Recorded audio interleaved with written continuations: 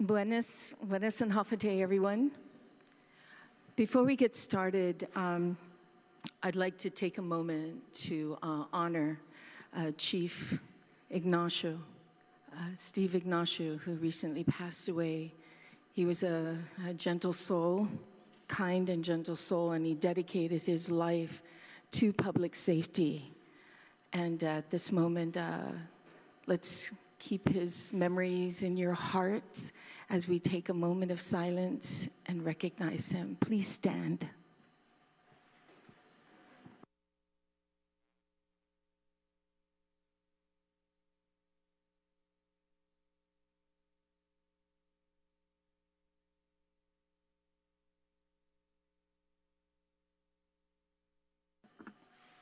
And may he rest in peace. Thank you.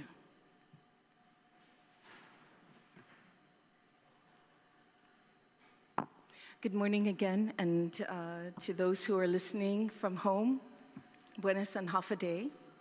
This public hearing is now called to order, and the time now is 9:09 a.m. Thursday, June 18, 2026. This hearing is conducted by myself, Senator Telo Taitague, Chairwoman on the Committee on Economic Investment, Military Buildup, Regional Relations, Technology, Regulatory Affairs, Justice, Election, and Retirement.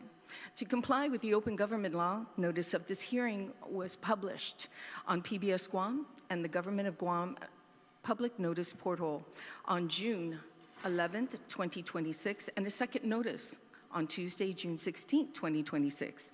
Notice of this hearing was also disseminated to all senators and media via email and is made available on the Guam Legislative website.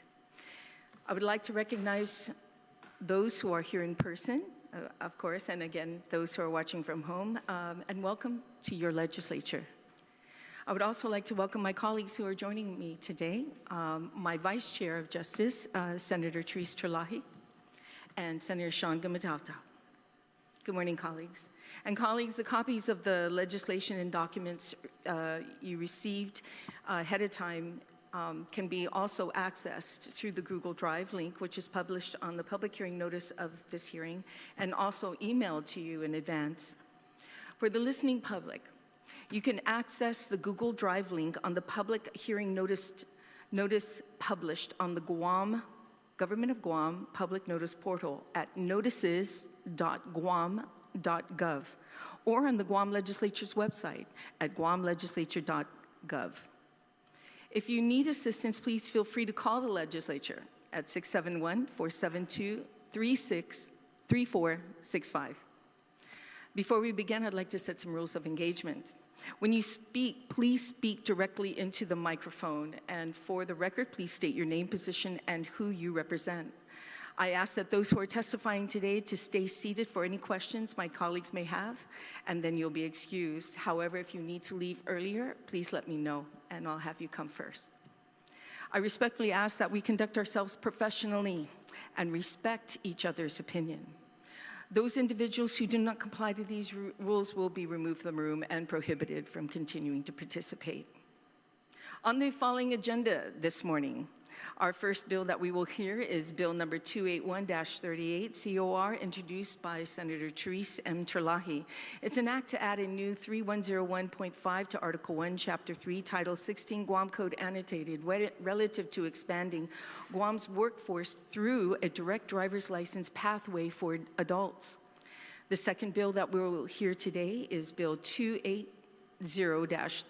COR, introduced by Senator Shawn Gumataotao, an act to amend a 52.10 of Chapter 52 of Title 9, Guam Code Annotated, to add a new 52.70 to Chapter 52 of Title 9, Guam Code Annotated, relative to prohibiting interference with judicial officers, and add a new 55.7 to Chapter 55 of Title 9, Guam Code Annotated, relative to prohibiting interfering with a peace officer in the interest of public safety. And the last bill that we'll hear today is Bill number 324-38 COR, introduced by myself, Senator Telo Taitague, which is an act to amend 77302 of Chapter 72, Title 21, Guam Code Annotated, relative to clarifying the governance and administrative authority of the Guam Preservation Trust. I think this is actually different, right? Hold on 1 minute, let me just verify. Yeah.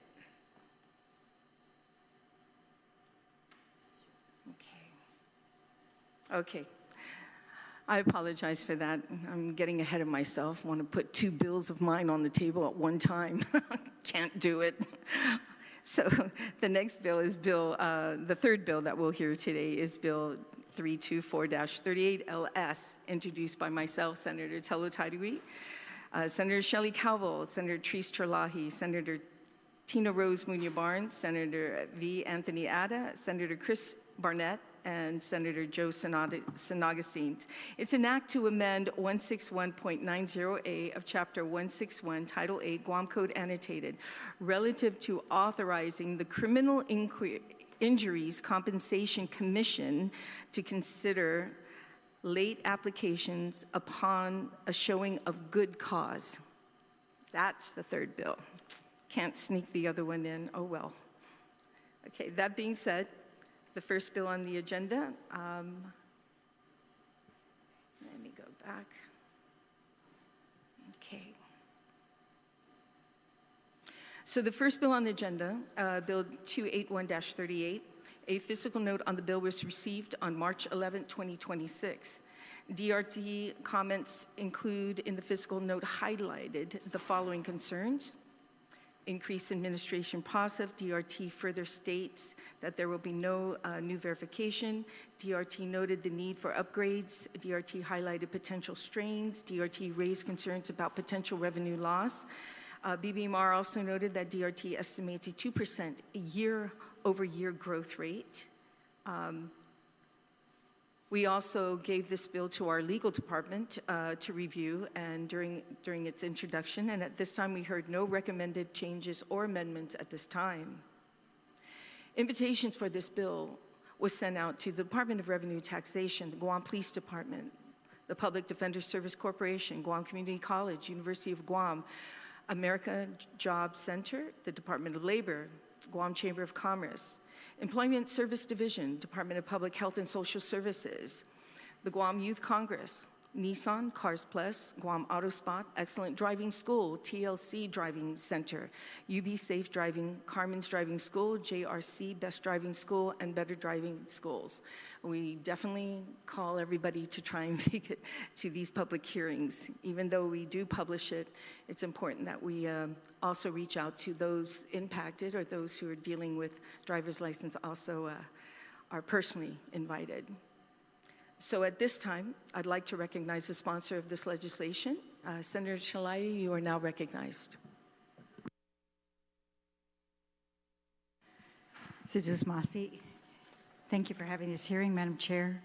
So Bill number 281-38 COR is an act to add a new Section 3101.5 to Article 1, Chapter 3, Title 16, Guam Code Annotated, relative to expanding Guam's workforce through a direct driver's license pathway for adults.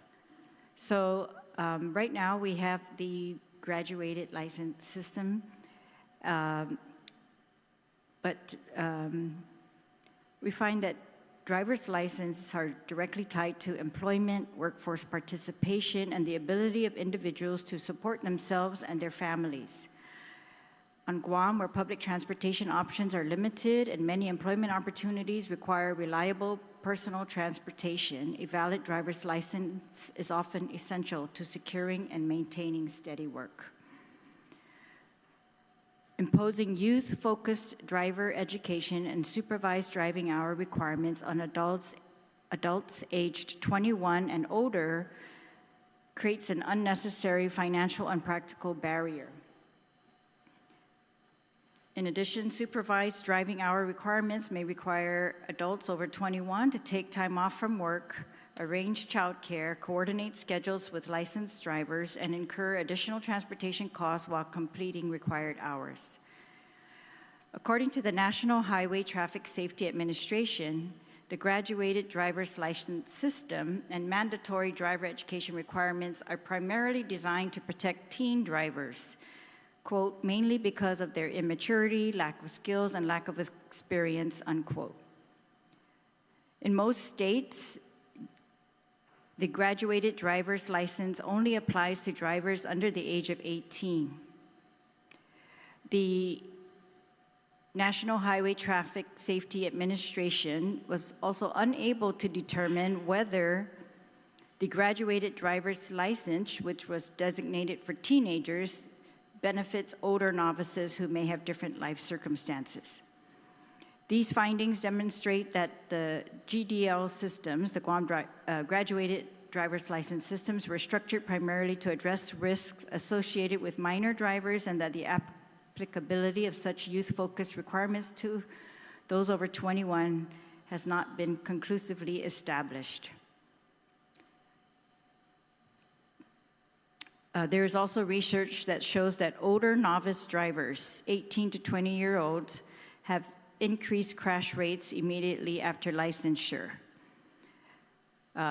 Accordingly, this act limits the proposed direct licensing pathway to individuals aged 21 and older, recognizing the heightened crash risk identified among drivers under that age threshold. This act would not repeal, weaken, or diminish the graduated driver's licensing framework, but instead establishes a limited exemption for adults 21 and older who have demonstrated responsible behavior by maintaining a clean traffic record for at least 3 years, and who remain subject to all existing written, vision, and on-road skills testing requirements necessary to ensure public safety. It's meant to provide a streamlined, safe, and efficient pathway for eligible adults to obtain that driver's license while preserving all the existing testing standards that ensure competency and public safety. So I thank you again, Madam Chair, and welcome any testimony on this bill. Thank you, Senator Terlaje. We did receive testimony from Department of Revenue and Taxation, and we will include that into the committee report, which they have mentioned they are in support of the intent of this legislation to reduce barriers to employment and provide qualified adults with pathways, is the gist of their testimony. And at this time, I'd like to invite those who are here today to provide testimony. I'd like to bring up former judge, the Honorable Elizabeth Barrett Anderson, if she would like to please take a seat at the table, along with Maria Espinosa. Yes, please kindly take a seat. Colleen Smith and Leslie Smith. Did I miss anybody for this bill on 281? Okay.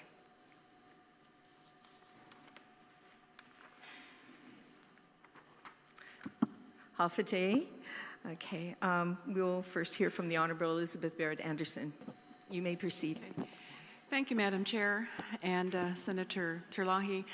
I am former Judge Elizabeth Barrett Anderson, and I'm here primarily to testify on 224, but I did see 281, Senator Terlaje, that was introduced, and I thought I'd try and add some support for it, but recommendations maybe to make it a lot stronger. My perspective comes from my history of being the DWI court judge, the driving while impaired judge, and of course currently now as chairman of the Criminal Injuries Compensation Commission. I noticed that the bill referred to traffic offenses, but it did not refer to convictions for impaired driving or vehicular homicide or vehicular negligence. So in the bill that I have provided, I put down the list of those specific statutes which are contained in 9 Guam Code Annotated, Chapter 92, and also hit and run with injuries in Title 16, which is the Vehicle Code. So I think it was just an oversight. We want to make sure that if you're applying for a driver's license, you don't have a conviction for a vehicular homicide or drunk or impaired driving. So I also, while I support an expedited pathway for older citizens to get their driver's license, if it's the first time that a person over 21 is applying for a license, I still think they need to go through basic education. Maybe not as rigid or tough as what currently is on the books, because I think, Senator, that's your intent, to make it a lot easier for people who come to Guam who have been driving, for people who live here who want to drive and maybe are driving late in life, to make it a little bit more accommodating for them. I think that makes a lot of sense, and states all have that. So I still think that first-time drivers over 21 and older should still have some form of education. I also support that if you've been driving for at least 10 years, maybe you don't need education because you've shown 10 or greater years of excellent driving, whether it's here on Guam or in the States. So those are just my thoughts when I saw this. I jumped in, I said, well, maybe I can provide some assistance to the committee. So thank you very much. You're very welcome, and we do have a written testimony from you. Would you like to read it into the record? No, that's okay. I'll read the other one into the record. Okay. Okay. Well, thank you so much. And at this time, the next, Ms. Espinosa, you are now recognized, ma'am.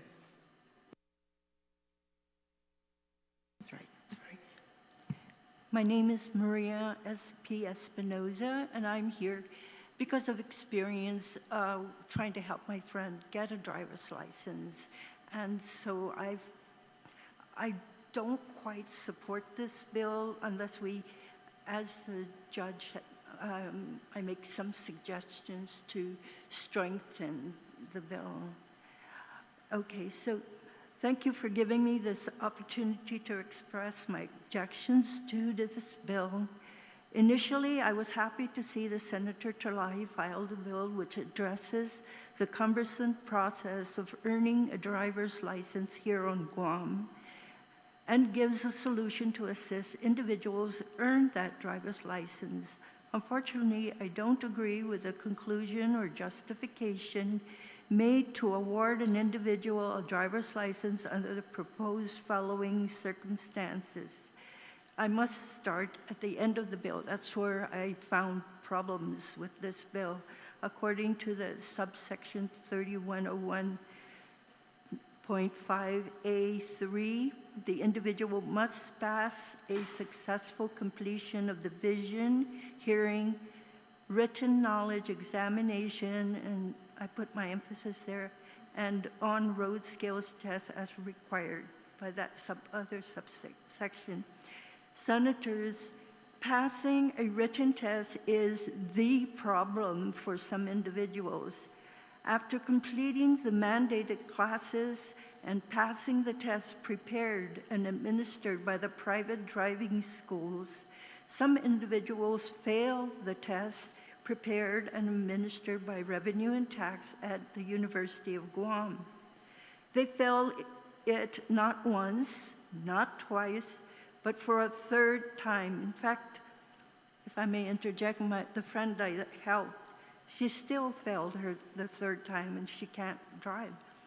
In fact, I know a woman who speaks good conversational English, but evidently the private driver's school she attended and paid the fee did not adequately prepare her to pass the real test at UOG. I know that she read the driver's handbook, but she still failed the test 3 times.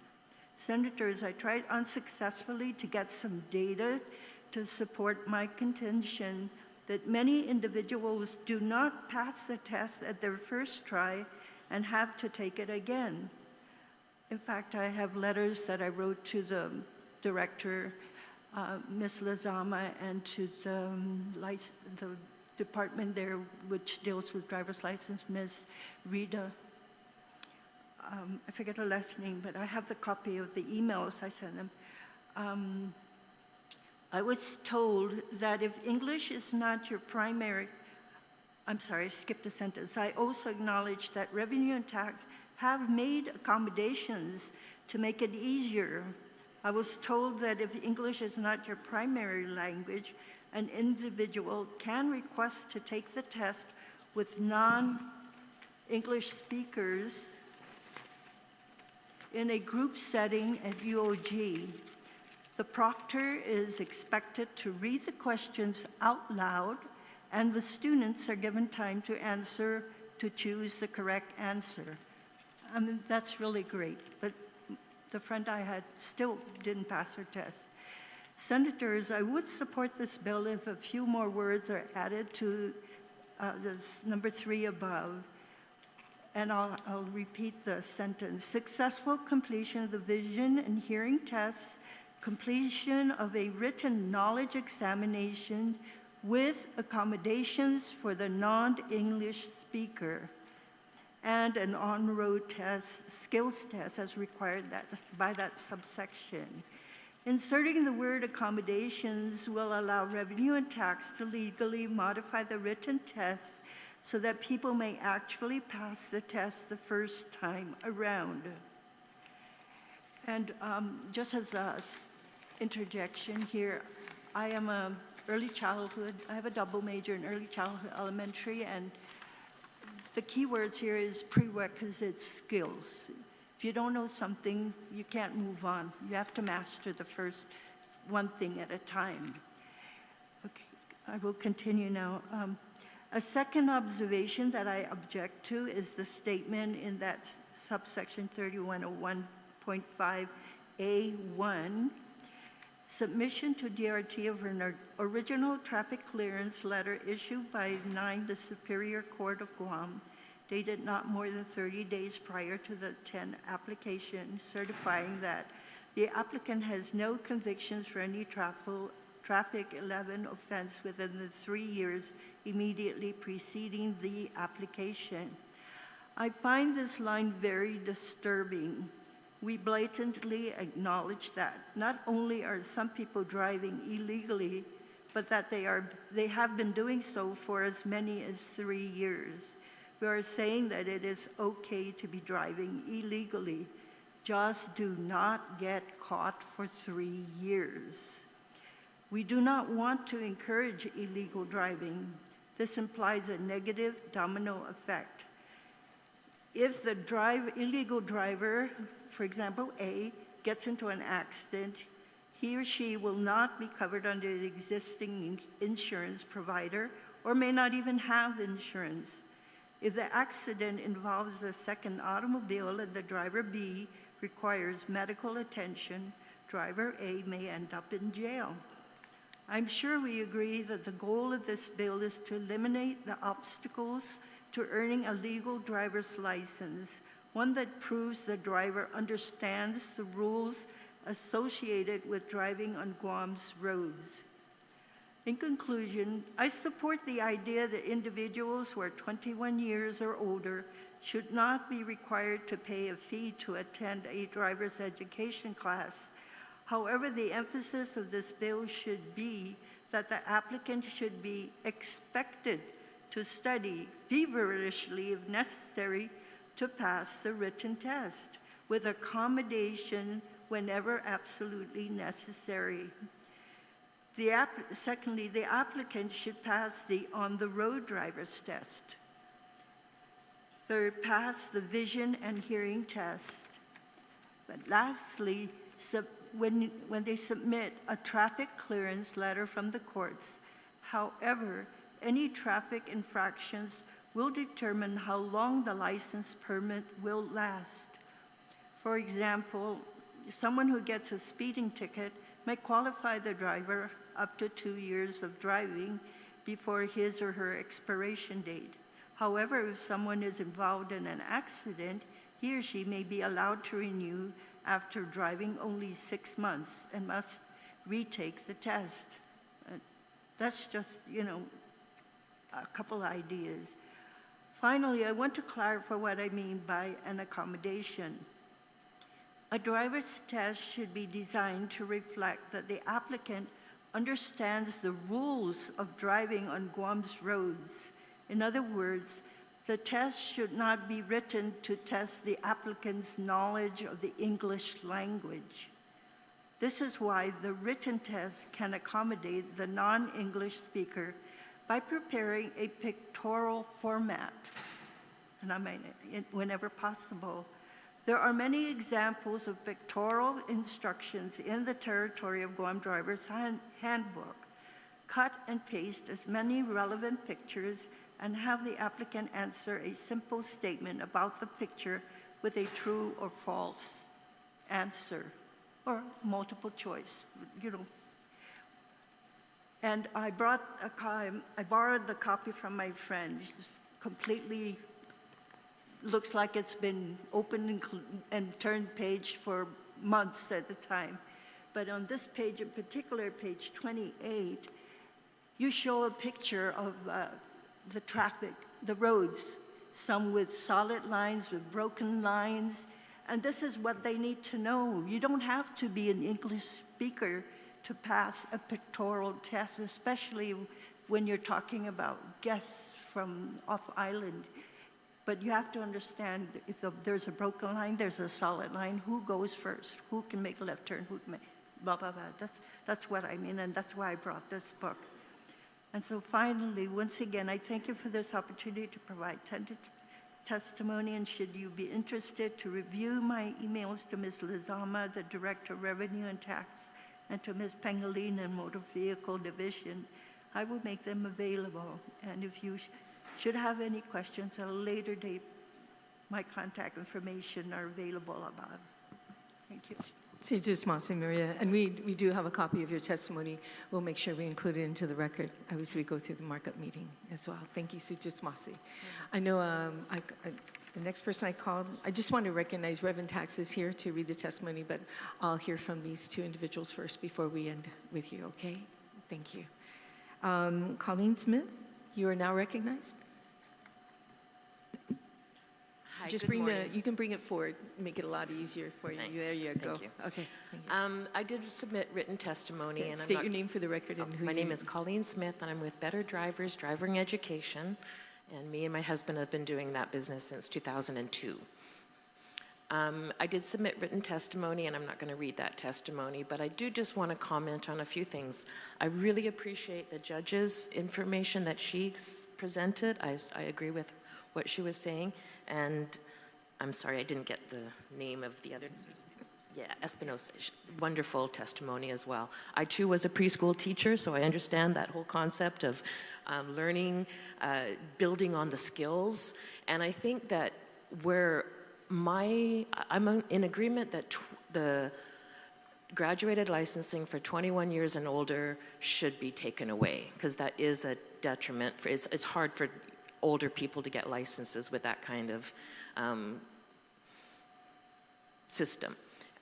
We especially find that people who come to Guam who have licenses from other places, but for whatever reason, they cannot prove they have the license, they cannot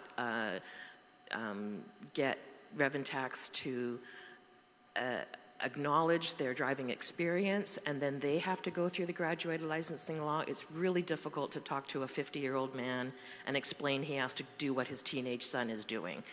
And as driving school, we are the ones that are on the front line that have to explain this to them and say, we don't make these laws, we're just enforcing them. We believe highly in the education aspect of it, that we feel like the testing itself, the written test, it is very difficult for non-English speakers to pass that test. And we have a school that is probably unique on this island in that we do really work with our students. I offer tutoring to them. I let them sit through my class as many times as they want for one fee only. I do not overcharge them. I try to make it affordable because we understand how difficult it is to live on this island and to be able to pay your bills, especially if you can't get a job because you don't have a license. So I work with them as much as I can. We work with a lot of the Micronesians, and they have the hardest time passing. And the concept of a pictorial test for them is just a wonderful idea. I use a lot of that kind of tools in my teaching, And my husband, who does all the driving on the road part, he does the same thing. A lot of pictures we draw out of the roadways and explaining before they get out on the road. And we're finding that people in the age group between 20 and 30, they need that. They don't know the rules.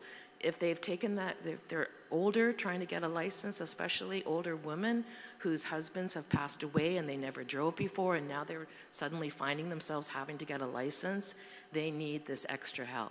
So I would just like to attest that the education part should not be totally done away with. It could be maybe shortened a little bit, perhaps, you know, not a 32-hour class instruction and 8 hours behind the wheel, which is what the current law says. But enough that they can get education as well as the testing. And I'll let my husband talk more because he has a lot better things Thank you to so say. much, Colleen. Mr. Smith, you're recognized, please. Thank you. Thanks for inviting me. My name is Leslie Smith. I am Colleen's husband, and we own Better Drivers Driving Education. I've been teaching driver ed since 1995 when I came to work for Lonnie Botcher at K&L Driving School. At the time, he was the only driving school. So my DNA kind of goes far back. So in 1994, the law was passed, the Safe Streets Act, to put all this in practice, that driver ed was mandated for everyone. And it wasn't just reduced to teens. It was for everybody because of, I think, the multicultural nature of the driving environment on Guam. I wasn't here for that, but that was my understanding. So I recognize that NHTSA Venn diagram of teen drivers and their risk and their lack of life experience and their immaturity. The immaturity part, driver ed can't address, but that's what the graduated licensing was for, the 6 months and the year. That was so that parents and law enforcement had something to work with teenagers in case they were acting up. We're not, let's see, I want to get my thought clear. The idea that we want to make it easier for adult drivers to get licensed is in our face every day. Everybody's faced with how onerous it is for an adult to get licensed. And we certainly recognize that. Driver ed, we've recognized over the year, will never change Guam's driving. We can't change the world. We won't change the environment on Guam. It's too many different inputs from all over the place. But we do find the individual outcomes is where we can make a difference. And that's what we focus on. Driver ed won't change anything except there's a chance to improve individual outcomes. As my wife Colleen mentioned, adult drivers have a pretty tough time of it, but they still appreciate the couple hours that we spend going over scenarios. I have a library of scenarios that we go over, and I think it would be throwing the baby out with the bathwater if we just say that anybody over 21 doesn't need driver ed. Driving's a privilege. Training in any other context is not considered to be age-related. A safety briefing and an updated safety briefing is always in order for any activity that has an element of risk. The testing process is inadequate. And the Venn diagram that I referred to that shows teenagers with their lack of experience overlapping with their lack of driving experience and life experience does not take into account that teen drivers are sharing the road with adult drivers who are acting super erratically, driving like they're in the place they come from, California drivers acting like they're in California. Teen drivers from Guam have to deal with that.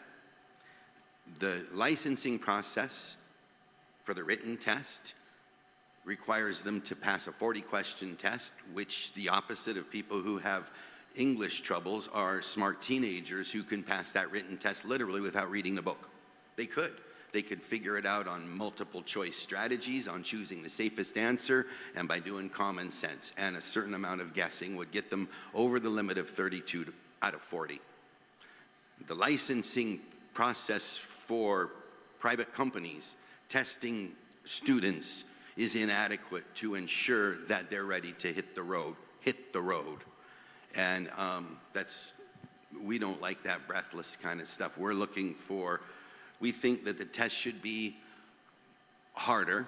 It should not be customer friendly. And if we're looking to save money for drivers, should stop the privatized testing, put it back to government of Guam, and let the students spend their money on traffic safety training. That's what we provide, traffic safety training. And we don't think that it's only for teens, because ironically enough, the teen driver will need to be informed that older drivers are untrained, that they jump in car, make car go, which was basically the strategy for driving before 1994. You could jump in the car and make the car go, and that was pretty much good enough. When it ceased to be good enough, the Safe Streets Act was passed, and I recognize we need to make things a little bit better for adult drivers, but I don't think the testing process is inadequate, and I think that people can spend a few dollars on earnest professionals teaching them updated traffic safety training on Guam, maybe a safety briefing, maybe an updated briefing if driver ed sounds too condescending to adults. I think, yeah, that's enough for me to say. Thank you. Thank you so much, Mr. Smith. Thank you. And at this time, I'd like to recognize Reverend Taxita. You are now recognized. Manana Sizu is Janhafade, Chairwoman Taitague, Zeniman, Honorable Member Senator Terlaje, Zenzi Senator Gumataotao, Inohanu Sizita Pangolina, ni Gumalului, I Division Cretan Makina, Departamentun Contributions and Audana. Sizus Maasi Podestina Oportunidad para Testigo para Podestina Pati, I Bill 281-38, and para Insapoti Intashon. Gipresenti para rebana ribaha itinatsaga para iman responsiblina gai idat para ufan matotsu za upar gai lisensya manugun. My name is Zita Pangolin, acting administrator of the Division of Motor Vehicle with the Department of Revenue and Taxation. DMV supports and offers qualified support with recommended amendments for the intent of this legislation and the goal of reducing barriers to employment for responsible adults seeking a driver's license.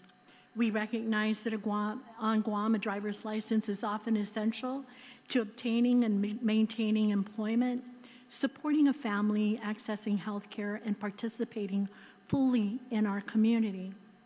However, as the agency responsible for Guam's driving licensing system, DMV must evaluate every proposed licensing pathway through one lens first: public safety.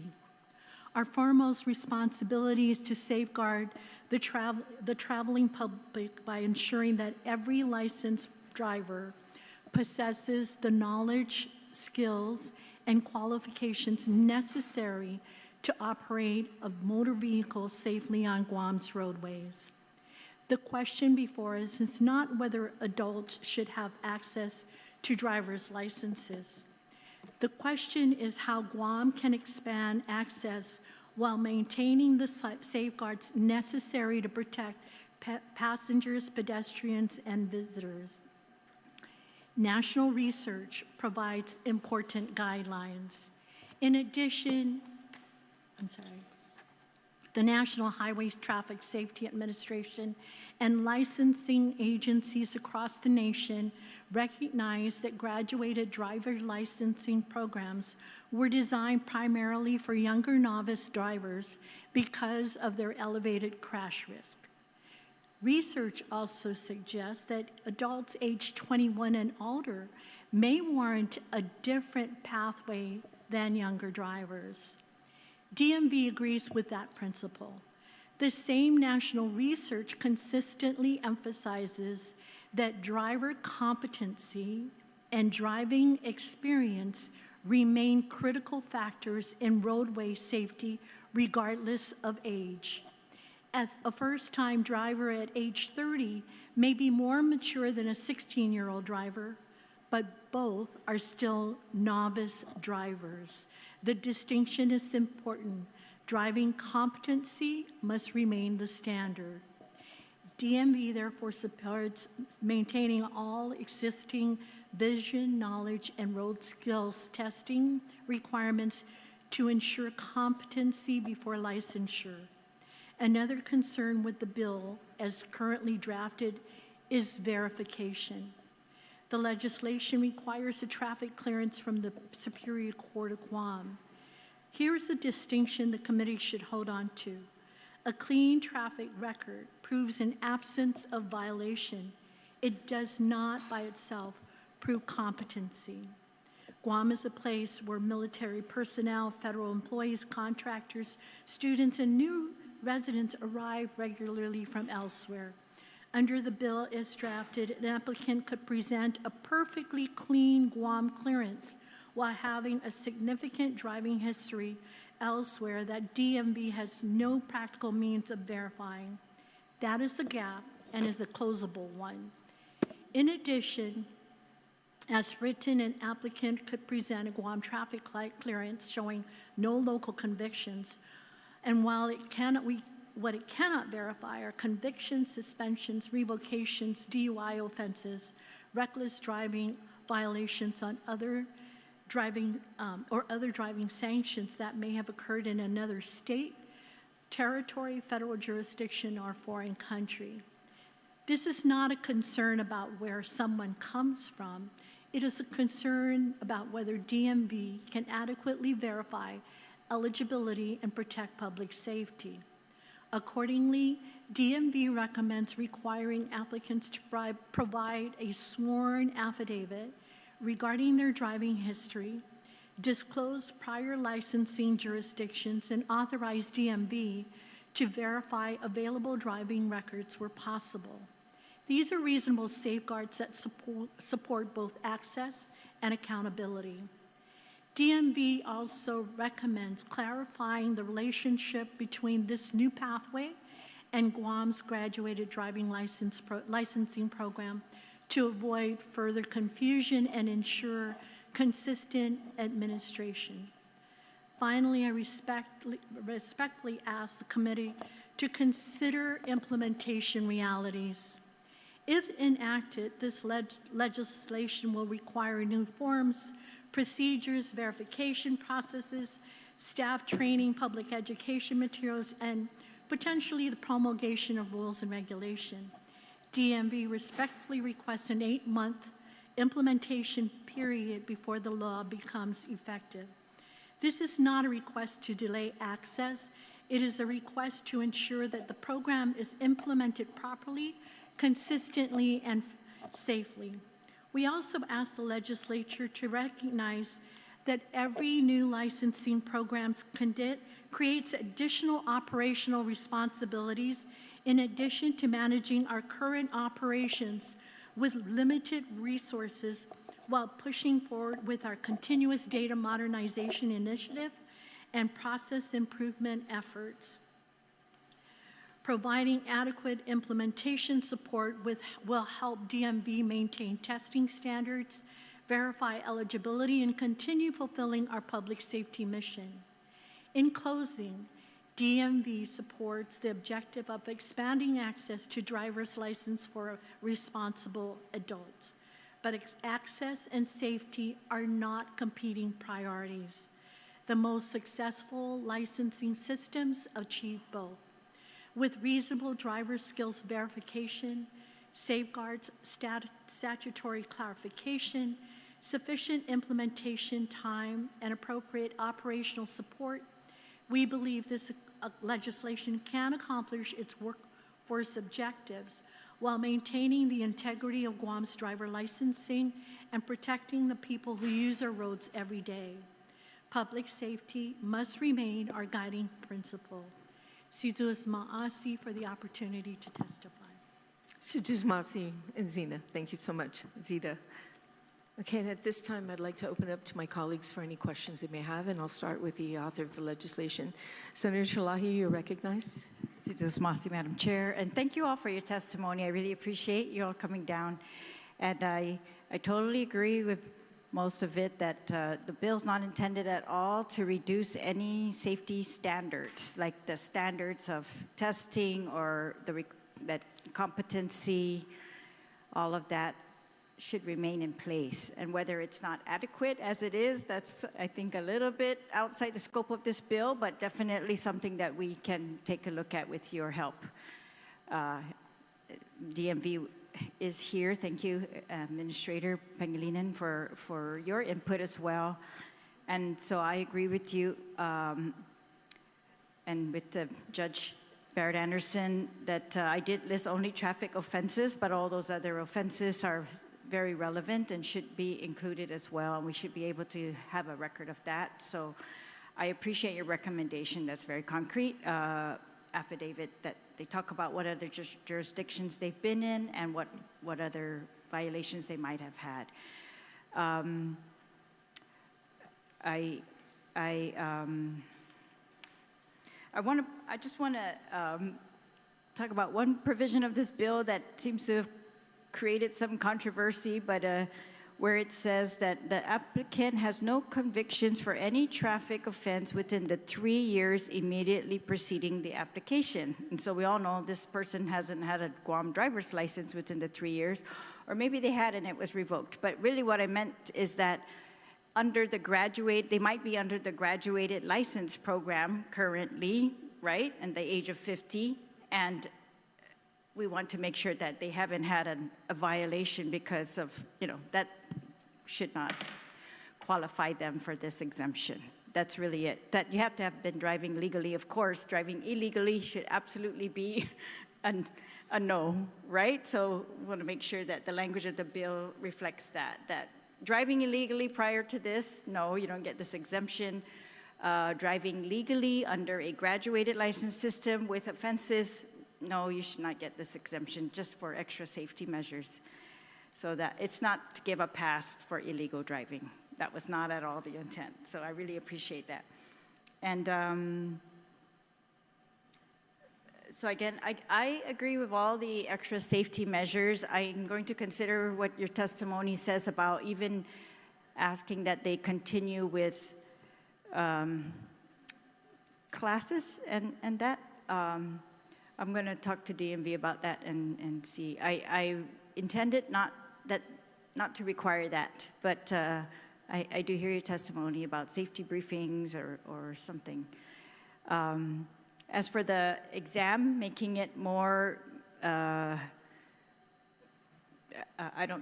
conducive for those with language barriers, I'm going to leave that to DMV. I think within their rules, they are able to either address that or not within their current rules. I mean, they would have to. So I'm sorry for the frustration that you and your friend have had, but I hope that they are being responsive to you and your letters.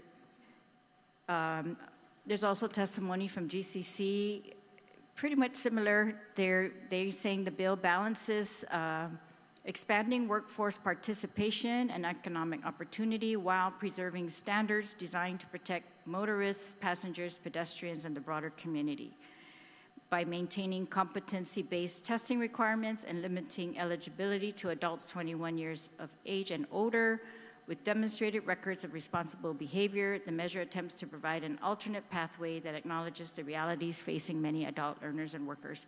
And they pretty much encourage, because of they're trying to, create pathways for employment for so many of us on Guam. So I really do appreciate all the testimony. Thank you, Judge, for jumping in there. Oh, you have another comment? Yes. I was really grateful that Maria spoke about persons who don't have English as their first language. There is an executive order. I think it may have been from the prior administration, or maybe the current one. My time is different.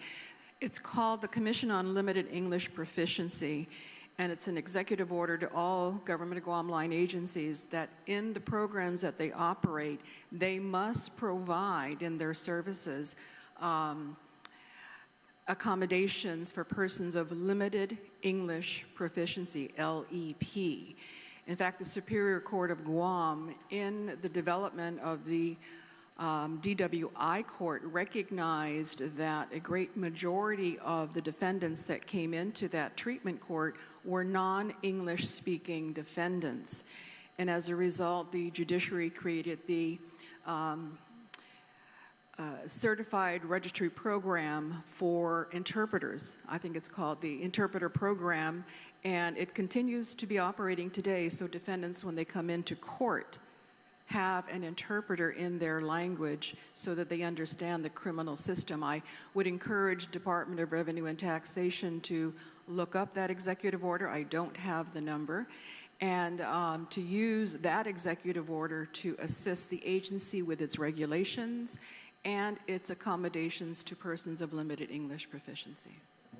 Mrs. Masi, and thank you for, I think, implementing that program while you were there. And I've heard it's very, very helpful and useful. I mean, it's right. And so I'll leave that again to DMV. Yes, Ms. Pangilinan. And I'd like to also comment on Maria's testimony, if I could, because she did come to the agency requesting for data, and unfortunately, I didn't get that data, and we're still compiling it because thanks to the driver's education, what we're now looking at is really, I think the recommendations of revamping our entire driver education and testing program is something that we really would value everyone's input. And then going back to analyze all the data of all persons taking the tests, the failure rates, but also the reasons. So I just started this job 3 months ago, but this is the intent. We are actually on target to develop and call in the driver's education groups to come and review our program and get input and address all these challenges. So just so you know, we are on that path to strengthen and also allow for those Thank issues. you. That's good news. And I was surprised to hear testimony about the testing standards. So again, that's within your purview. We'll leave that to you to revamp as necessary. But again, thank you all. And I definitely agree with Rev and Tax that if you need time to implement this, that should be given. But I very much appreciate everybody's testimony agreeing that this will help us to get people to their jobs without additional delay, and that's very necessary right now. So, Sizus Masi again, Madam Chair. Thank you all very much. You're very welcome, Senator Terlaje. Senator Gumataotao, you're recognized.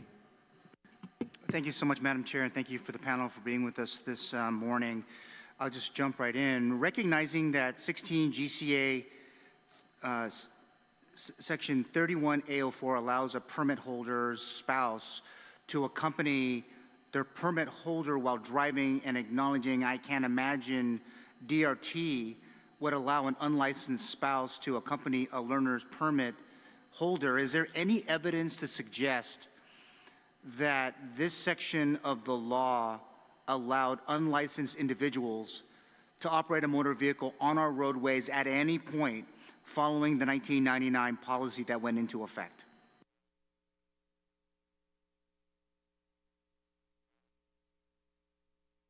Don't all jump in the pool at once.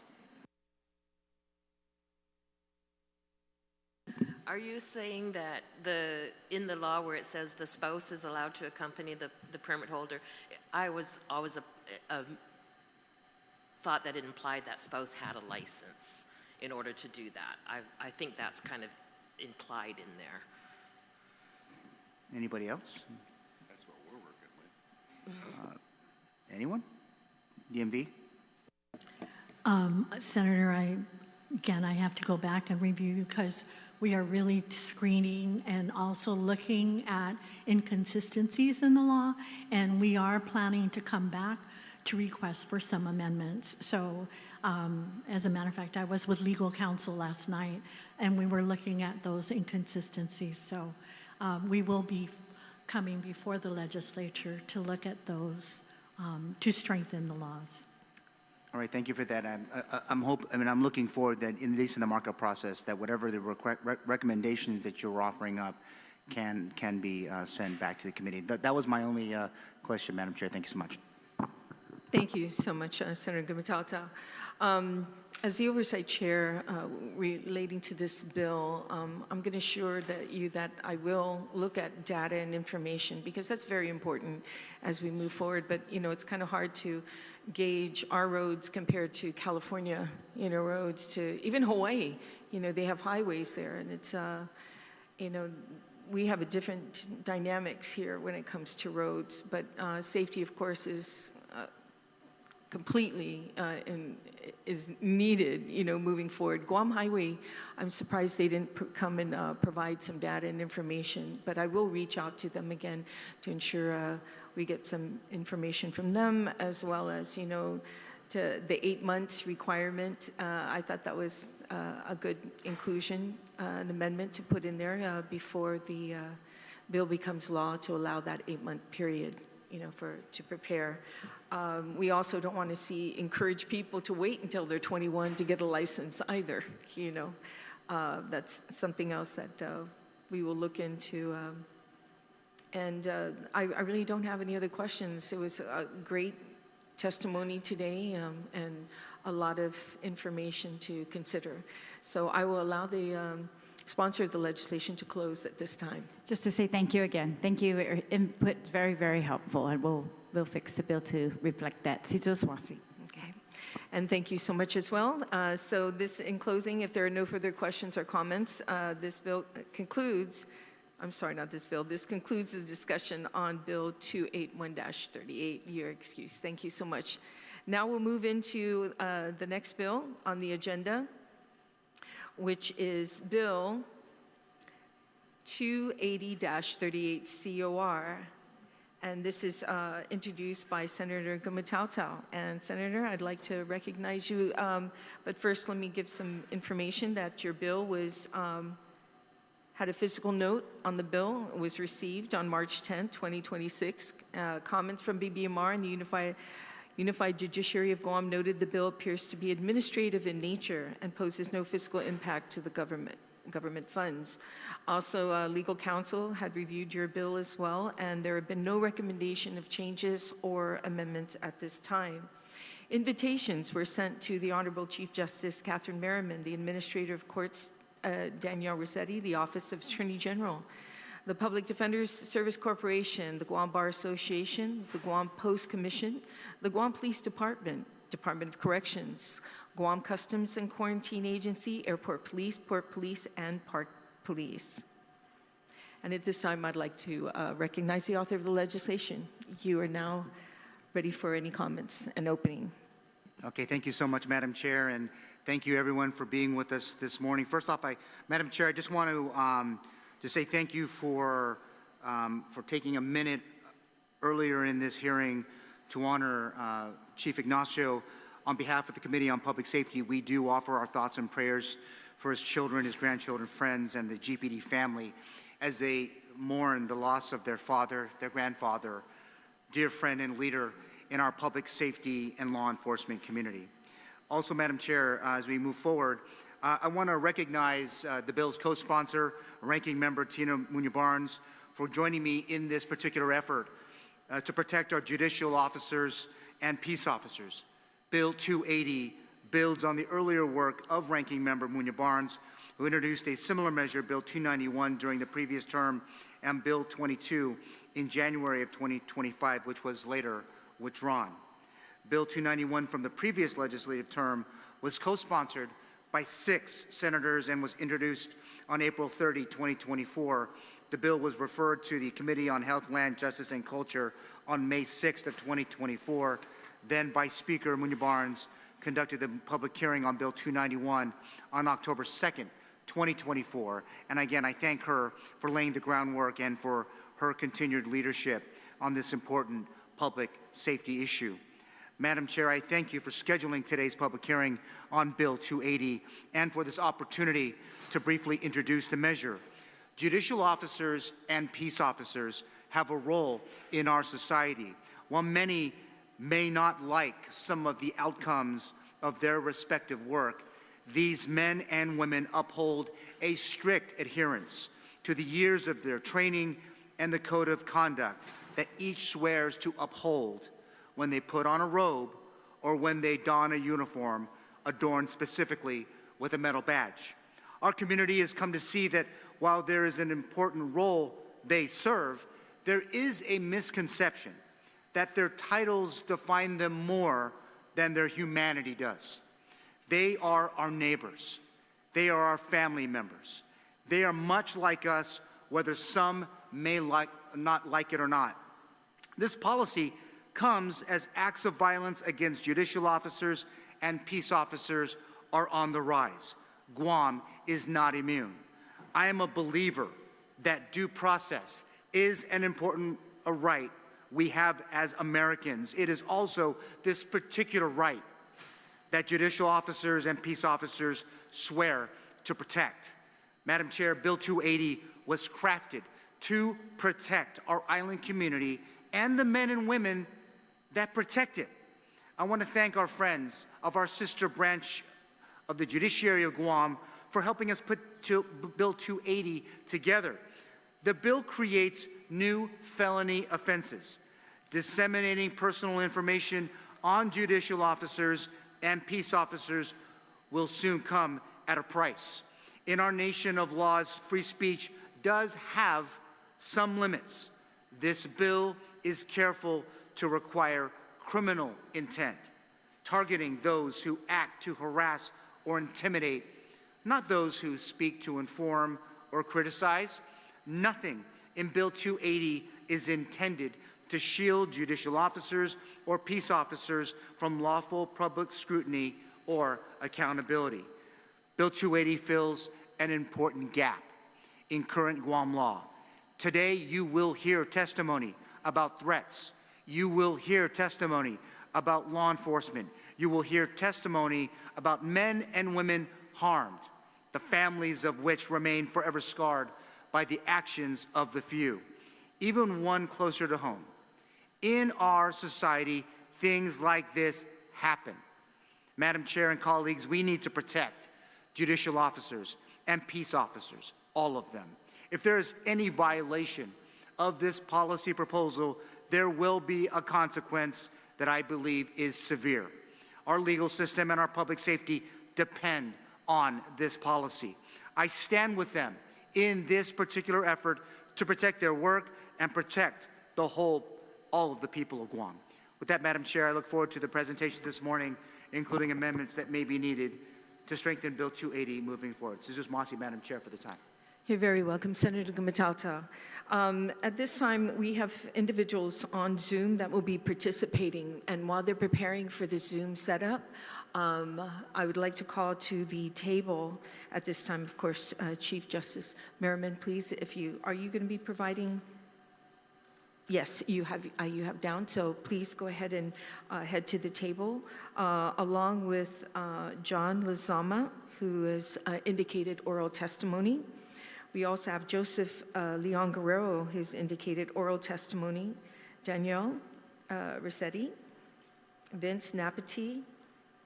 Okay, I'm just going by if you checked off oral.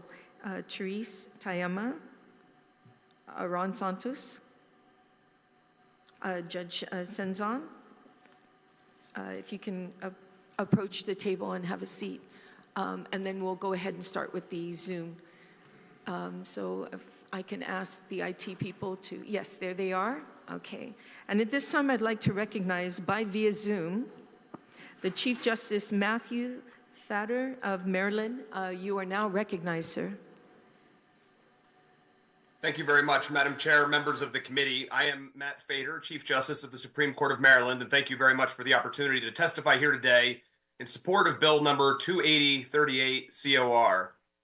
To be clear from the outset, I'm not here to tell you that judicial officers are more deserving of protection than anyone else. We are not. I am here because judicial officers, whose positions represent the very embodiment of our government's commitment to the rule of law, are in real danger, as are their families. from a growing culture of disrespect combined with the ease of access to their personally identifiable information from publicly available sources.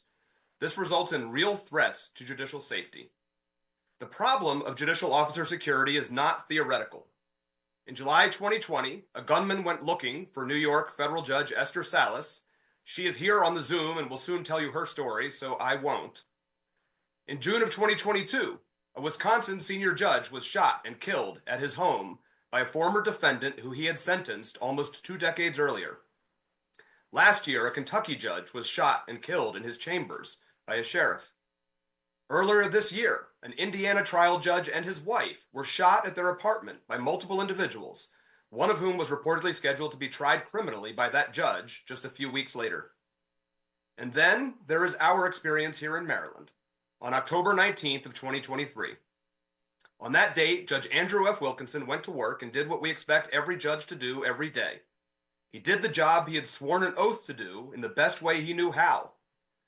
Judge Wilkinson, who was born in Guam, incidentally, was a judge on the Circuit Court for Washington County, Maryland.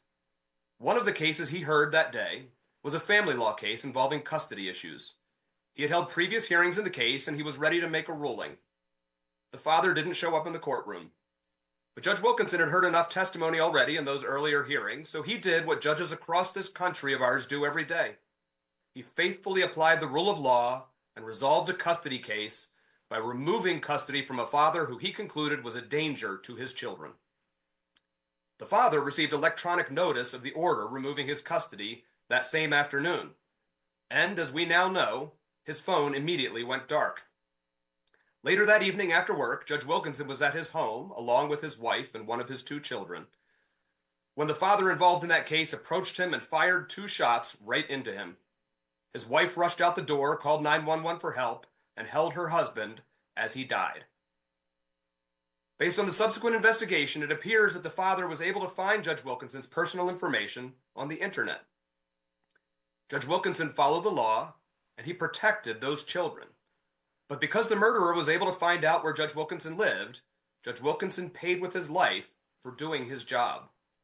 Judges, magistrates, and commissioners across this state and in Guam and across the country have to make difficult decisions about people's liberty and rights every single day.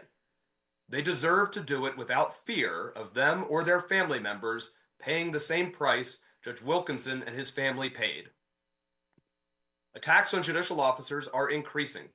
The dramatic rise in verbal attacks on judges in political discourse, especially at the national level, has consequences for the physical safety of judges and their families. During the week-long educational course for new judges that we in Maryland hold every year, I tell our new judges that the rule of law protects each and every resident of the state of Maryland and of this country, and then I tell them that they, as judges, now protect the rule of law itself. Judicial officers stand up for the people and for the rule of law every day. They should be able to do so without unnecessary and unproductive risk to themselves and their families. Bill number 28038 is intended to help realize that goal. It creates a criminal offense for interfering with the judicial officer in the performance of their duties, including, among other things, by disseminating their personal information. And that is of particular importance in Maryland's experience. It is incredible how much personally identifiable information exists in the world, especially the online world, that can be used to threaten, harm, or deceive almost anyone. Judicial officers and their families are particularly susceptible to that, given the attention that is paid to their decisions and the emotional investment many people develop in their cases.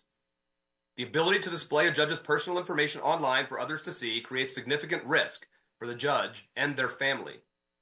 In Maryland, since we retained the ability to remove personally identifiable information from the internet through the act of our legislature, we believe that our judges and their families are much safer, and they believe that too. I thank you for listening to my testimony and look forward to any questions that you might have. Thank you. Thank you so much, and thank you for taking the time out of your schedule to make this public hearing. And at this time, I'd like to recognize Judge Esther Salas. You are now recognized, ma'am. Good morning, Madam Chair. I'd like to thank you, the Guam legislature, and of course, I want to, just thank the committee. on justice for this opportunity to provide my virtual testimony. It has been close to 6 years now since my family was brutally attacked by a lawyer who was upset with me for the manner in which I was handling his case. On Sunday, July 19, 2020, after really a glorious weekend celebrating my son's 20th birthday, this lawyer decided to come to our front door, ring the doorbell, and shot my only child in his chest, point blank. After shooting Daniel, our son, my husband was turning the corner into the foyer, and the gunman turned the gun on Mark and shot Mark several times. 3 bullets hit 5 different parts of Mark's body, and clearly it's truly a miracle he's survived his life-threatening injuries. Since Daniel's senseless and tragic death, threats to judges is on the rise. You heard Chief Justice Fader talk about it. And I went ahead and, before testifying today, went and checked at the U.S. Marshal's website just to see what the numbers are looking like as of June 15th of this year. And the numbers support the rise in threats to judges. We're at 347 now, and that's as of June 15th. These numbers only reflect the federal judges because there is no central repository really calculating and keeping track of all the threats to state judges, judges who serve U.S. territories, local judges. We don't know what those numbers look like. But here's what we do know. We know if you talk to any judge at any level, that judge will tell you that there is undoubtedly a rise in threats against those judges. Judges are now dealing with swatting incidences, bomb threats, pizza doxing, threats to our calls to our chambers, threat calls to our chambers. It is unimaginable in some ways to have seen this rise in threats and to have, as a judge living through those threats and as a judge who survived a personal attack on my family, it is psychological warfare that we are now asked to endure. And I just want to spend a moment talking about pizza doxing, because we hear that word and sometimes you hear pizza and you're not really understanding the level of what that means to a judge receiving a pizza at his or her house at an odd night, at an odd time rather, and what it feels like to have that doorbell ring and to understand that someone wants you to know that they know where you live. And some of the judges across this country, their children have been receiving those pizzas. And the idea that the person is sending a pizza to an adult child or a child of a judge's of a child of a judge to their home, that message is very clear. They want you to know, we know where your children live. And then last year, the horrifying development that some of these pizzas that were online orders, the sender or the receiver was Daniel Andro. My murdered son's name was being used to inflict fear on my judicial colleagues across this country. I got to tell you, that one really hurt. And judges all throughout this country have now had to contend with the actions that are meant to intimidate them. And judges have to be able to do our jobs without fear of retribution, reprisal, or in some instances, death. An independent judiciary, established in Article 3 of our Constitution and preserved in our nation's history, must be safeguarded and protected. Our Constitution hinges on an independent judiciary. Laws like Bill 280-38 are vitally needed now more than ever. And as was the case with Daniel's murder and the assassination of retired Judge Romer, and yes, the senseless and tragic murder of Judge Wilkinson, who, as Chief Justice Fader mentioned, was born in Guam. These are just a couple of examples of what judges are dealing with today. When it comes to violence against the judiciary, there's little we can do when the violence has already happened. Judicial security and independence mandates that we be proactive, not reactive, proactive in confronting threats and violence against judges. We must take measures to deter and make it harder for would-be attackers to find and hurt judges. As I testified today, despite the enactment of the Anderl Act, which is the federal legislation, it passed on December 23rd, 2022. So many states, U.S. territories, and local judges are vulnerable and remain vulnerable. As the citizens of New Jersey, Wisconsin, and Maryland know painfully too well, failure to protect our judges will inevitably lead to more deaths. There are over 30,000 judicial officers who proudly serve their communities. Protecting the men and women who proudly serve your island is critically important. It's sad to say, and it's been referenced already about the political rhetoric, the inflammatory rhetoric that continues to get churned out on a daily basis, and it comes from the top down. What that's doing to our democracy, to the erosion of the public's confidence in our democracy, but what it's also doing in green lighting people to take matters into their own hands. It's hard to say, but it's dangerous. And by enacting legislation aimed specifically at protecting your judges, this legislature will be sending a very clear message that Guam values the rule of law, that it intends on protecting democracy. And for that, I would like to urge the legislature to consider this bill, to consider it very seriously and to pass it, because indeed the lives of your public servants, the lives of your justices and judges, they deserve to be protected. And I hope that we can do our part to continue to defend democracy in this country.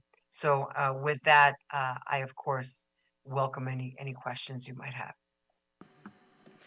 Sijus Masi, Judge Salas, and my deepest condolences of the loss of your son Daniel.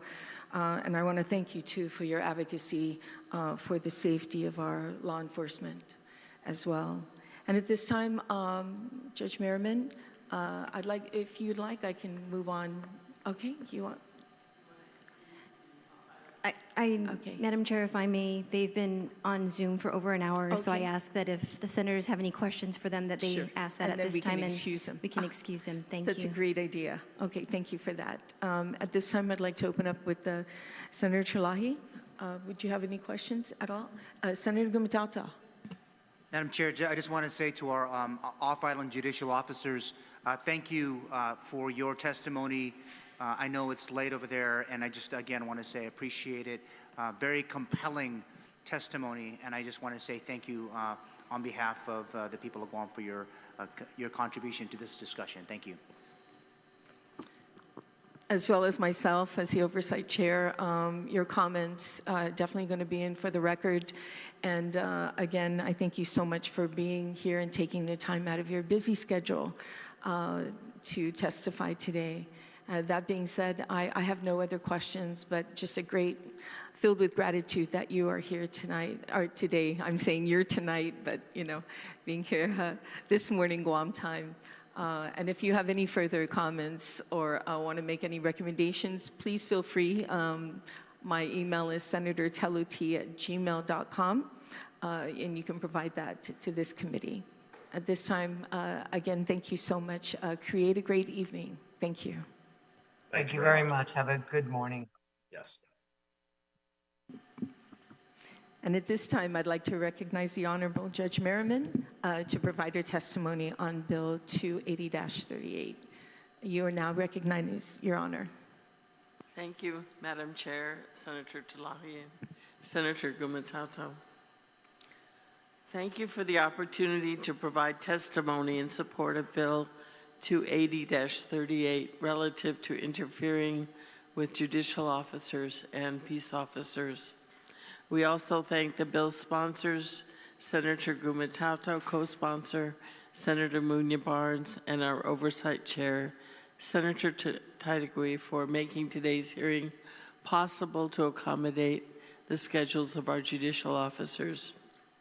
As noted in the State of the Judiciary address, judicial independence must never be undermined by threats against judicial officers. Judges are often required to make difficult and sometimes unpopular decisions that affect people's lives, families, and futures. Those decisions are not always popular, but they must be based on the law and the facts, not fear of intimidation or retaliation. The risks facing judicial officers today extend far beyond the courtroom. Across the country, judges have become targets of threats, harassment, stalking, doxing, and acts of violence. What may begin as disagreement with a court ruling can escalate into conduct that places judges and their families in danger. These concerns are not theoretical.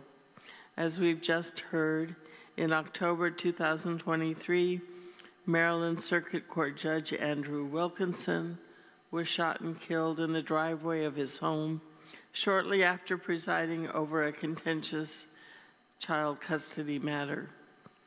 Judge Wilkinson was born on Guam, making this tragedy especially meaningful to our island community. His death serves as a sobering reminder that judges can become targets simply for carrying out their duties under the law. These concerns are not theoretical. According to the U.S. Marshal Service, threats against members of the federal judiciary have increased by more than 400% in the last 10 years. This alarming trend is not limited to federal courts.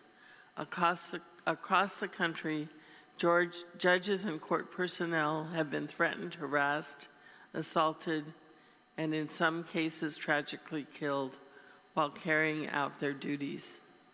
Incidents have occurred in states including Nevada, Colorado, Texas, Ohio, Mississippi, Rhode Island, New York, California, Michigan, Wyoming, Idaho, and Independent. Guam is not immune to these dangers. Directed at me verbally and delivered to me via telephone, the threat's message against me was stark. The caller knew where I lived and desired to kill me. Thanks to swift law enforcement investigation, the threat never materialized. There is a troubling national pattern of hostility towards the judicial branch that underscores the very real risks faced by those who are entrusted with upholding the rule of law. Recognizing the growing threats against judges and their families, Congress enacted the Daniel Angelo Judicial Security and Privacy Act, which prohibits the publication of addresses and personal information of judges. The law was named after Daniel Angelo, the son of U.S. District Court Judge Esther Salas, who was killed after an individual targeted the judge's home. The attack highlighted the dangers posed by the public disclosure of personal information and the risks judicial officers and their families face outside the courthouse. The Daniel Angelo Act provides important protections for federal judges by limiting the publication of personal information. However, many of those protections do not extend to state and territorial judicial officers who face many of the same risks.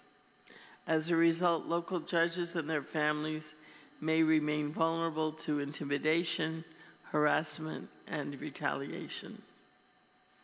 Courts and legislatures across the country have increasingly recognized the need to strengthen protections for judges.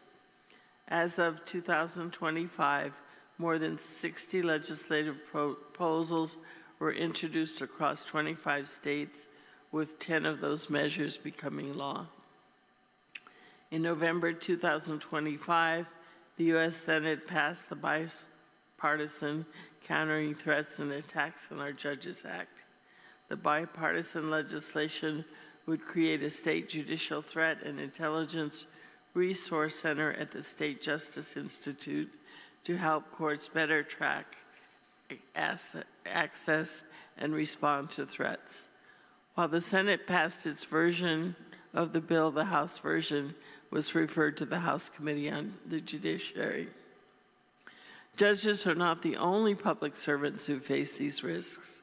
Peace officers, including the marshals who protect our courts and ensure the safety of judges, employees, jurors, and the public routinely perform duties that can expose them to threats, harassment, and retaliation. Like judicial officers, they should be able to perform their duties without fear that they will become targets because of their public service. While Bill number 280-38 takes an important step toward addressing these concerns, the bill makes it a crime to threaten, intimidate, harass, stalk, or publicly disseminate personal information about judicial officers and peace officers for the purpose of influencing or retaliating against them in the performance of their duties. It guards against the sharing of personally identifiable information such as home addresses, personal phone numbers, and the identities of minor children, all of which can be weaponized to direct threats at judicial and peace officers. At its core, this bill is about deterrence, ensuring that there are real and significant consequences to the act of threatening judicial and peace officers and their families for no other reason than their carrying out of their official duties. These public officials undertake significant burden when they agree to adjudicate cases or ensure compliance with court law orders. Their sacrifices should never include personal safety and security. Thank you. You're very welcome. Thank you. Thank you, Your Honor. And at this time, I'd like to recognize next Judge Senson. We'll just go ahead and begin with you. I'll start with the judges first. Okay, go ahead. Out of seniority, you may respectfully request that the presiding judge speak before me, and I'll follow him. Okay. Thank you. So it's beauty before no. Well, he's a handsome man. So. Right? Thank you, Judge Senson, for deferring to me to testify.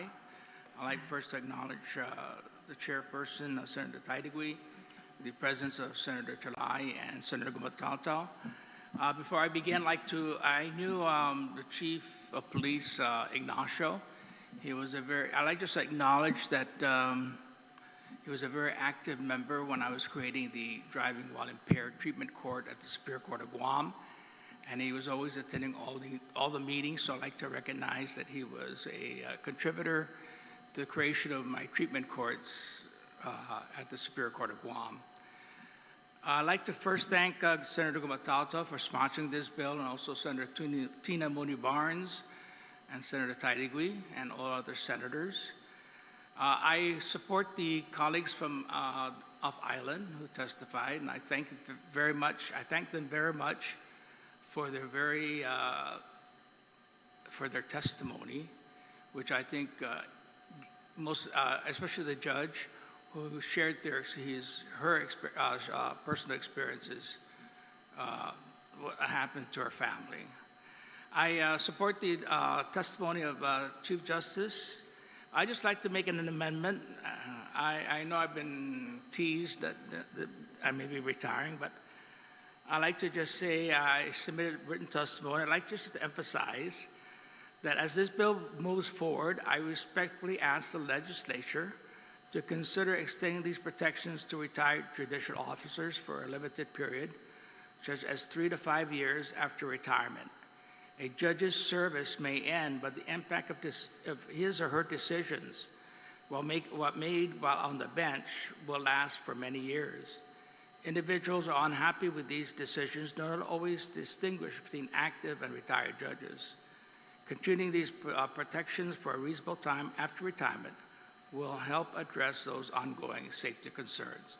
So I'd like to amend the bill, request that the bill be amended to include retired judicial officers as well. Thank you very much. You said 3 years? Is that it? 3 to 5. 3 to 5 years after retirement? Yes. Okay. Thank you so much. Judge Senzon, you are now recognized, Your Honor. Thank you, Madam Chair, and Co-Chair Senator Terlaje and Senator Gumataotao for this opportunity to provide testimony, oral testimony in support of Bill 28038. I am Judge Maria Senzon. I sit as a member of the trial courts of the Superior Court of Guam. I also sit as a member of the Judicial Council. And today I also add personal experience, unfortunately, with respect to threats to the independence of the judiciary and to threats aimed directly at myself.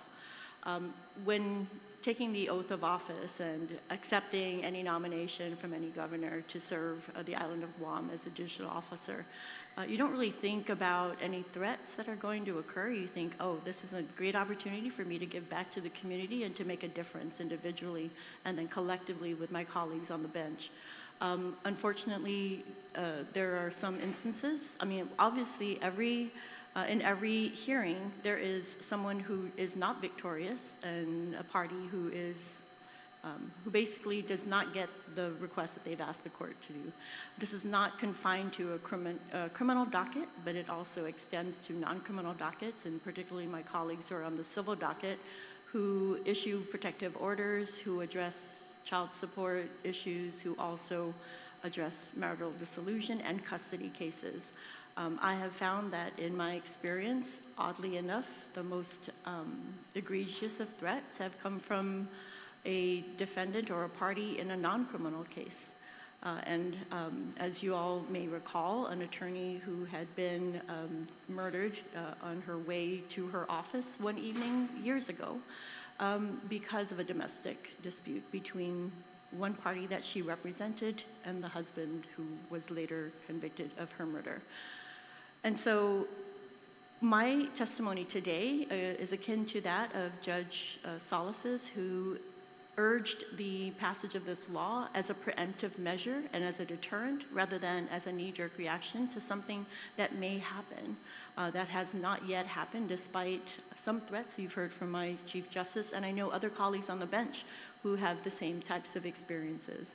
Most recently, you know, in terms of executing my role as a therapeutic court judge, I had been threatened with my neck being, you know, cracked by a defendant, which had to be reported and then investigated. And so, you know, you don't anticipate that when you come into court to address a calendar, sometimes you start to get a little, you know, relaxed and coming in and just you know that you need to do the job that you need to do, set matters for trial, address plea agreements, address violations. You don't really anticipate that you're going to get a threat where someone actually physically goes across the table or tries to attempt an attack on you. My only other concern would be that any such threats in this law also be directed for direct and indirect threats to a judicial officer. One of the threats that I had received was actually made indirectly to me, and so I believe that such an indirect threat is even possibly more egregious than one where the individual confronts you face to face. That particular face to face, in the instance of, for example, in court, may not be a credible threat because that might just be an emotional situation. But if someone is outside of court, has had an opportunity to consider a threat to any judicial officer, I believe that that threat is far more credible than one that is made under pressure or emotion. And so one of the other matters or instances that Judge Salas had cited to was a psychological warfare that the threats would have on you. I am certain that Judge Salas continues to experience PTSD or some trauma from what happened to her and to her family. Even from that threat that I received a couple years ago, I continue to be at a heightened state of alert to make sure I have situational awareness, and I'm sure my colleagues also do the same.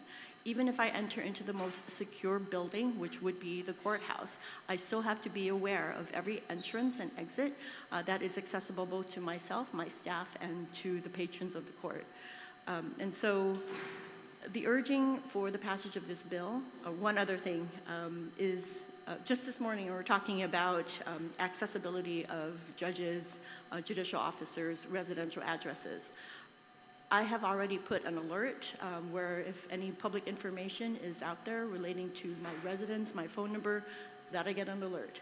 I've gotten an alert 5 different times and have asked for my residential address to be removed from a public roll. And each time, 5 different times, has been rejected. And so I think with the passage of this bill, this will address a lot of the concerns that we have. Again, we are very blessed. I feel I'm very blessed to be able to make a difference and to serve my community as a judicial officer. But and some sacrifices indeed have to be made. But for a judge or judicial officer or a law enforcement officer to have to suffer a direct threat or an indirect threat to their safety or to the safety of their family, their loved ones, and even to our colleagues at the courthouse. I think that that's not something that we bargained for when we raised our right hand and took the oath.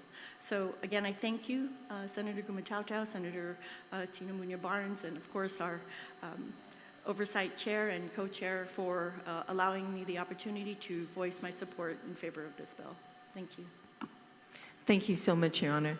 And next, I hope you don't mind, I'd like to get the judges done first and then have my colleagues ask any questions because I know that your time is very precious at this time. So, Your Honor, Judge Perez, would you like to present your testimony? And you're recognized, sir. Thank you very much for the opportunity. Chairman Taitague, and certainly Senators Terlaje, Senator Gumataotao, thank you for having us here. I've submitted my written testimony. I don't want to waste anyone's time. It's certainly in support of the bill and for what is articulated in the version that is there. It certainly addresses much of what we've heard already this morning. I was able to see some of it in preparing to come here this morning on YouTube.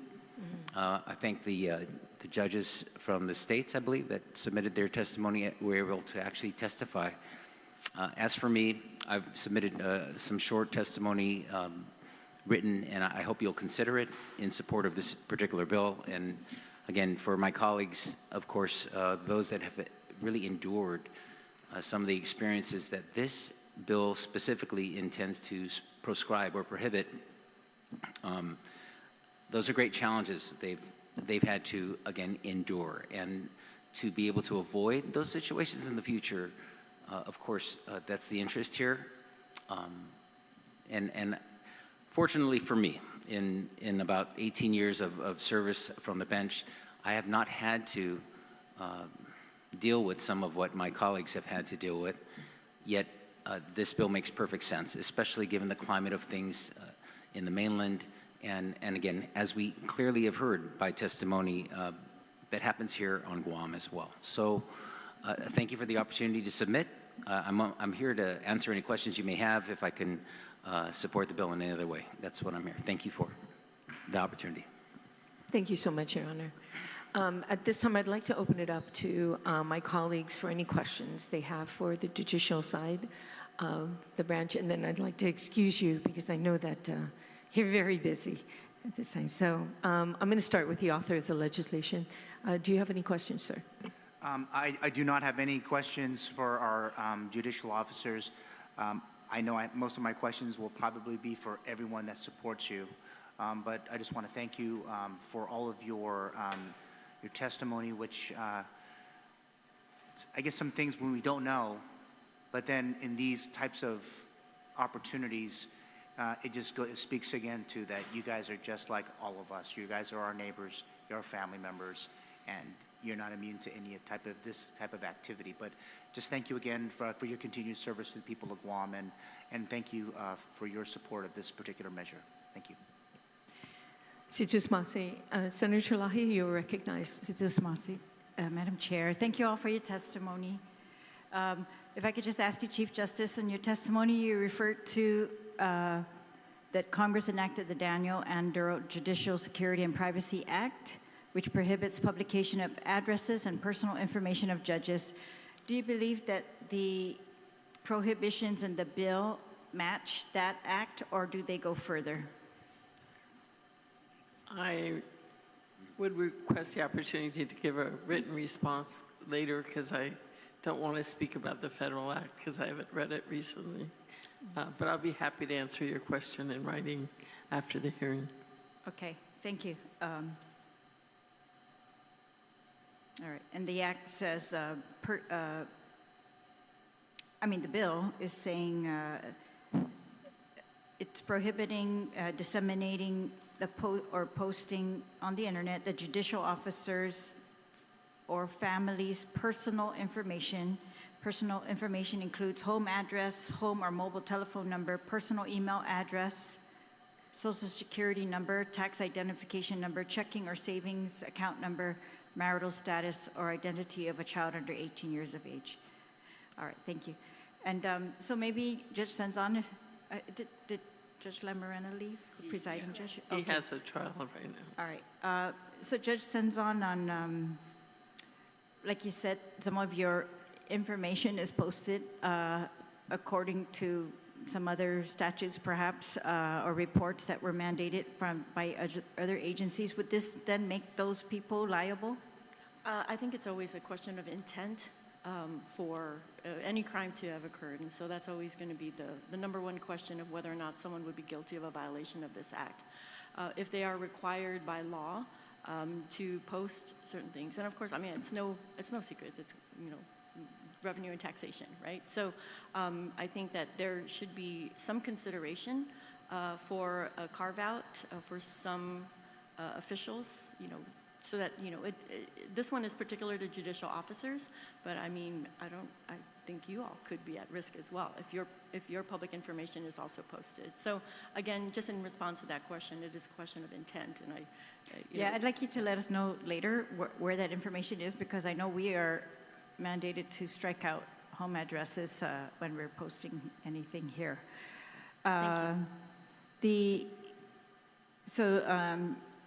Presiding Judge Lamarena mentioned about the retired judicial officers. I have no objection to that.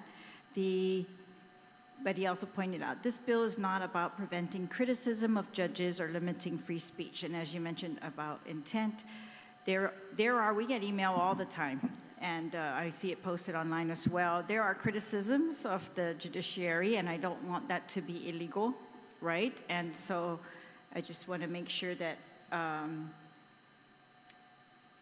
it says with the purpose to harass, intimidate, or influence. Influence seems a little bit vague. I know you have experience interpreting these things. And then another portion, it says conduct reasonably calculated to alarm, right?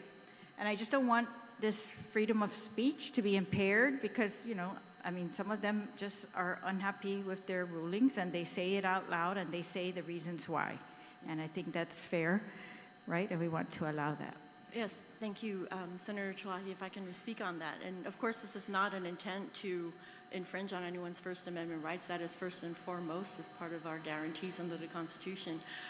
So if you're speaking only about, for example, posting on Facebook, social media, or even comments on the news, that is absolutely a First Amendment right. Where it escalates to the point of a violation of this particular proposed law is where the intent is clearly to harass, to influence. I mean, we cannot be influenced. We instruct our juries, don't be influenced by sympathies, prejudices, things of that nature, or allowing any implicit biases to enter into your judgment. We took that oath. And so, of course, if there's someone who has a comment about the court's performance, where there is all the time, as we know, that is not a violation of this particular law.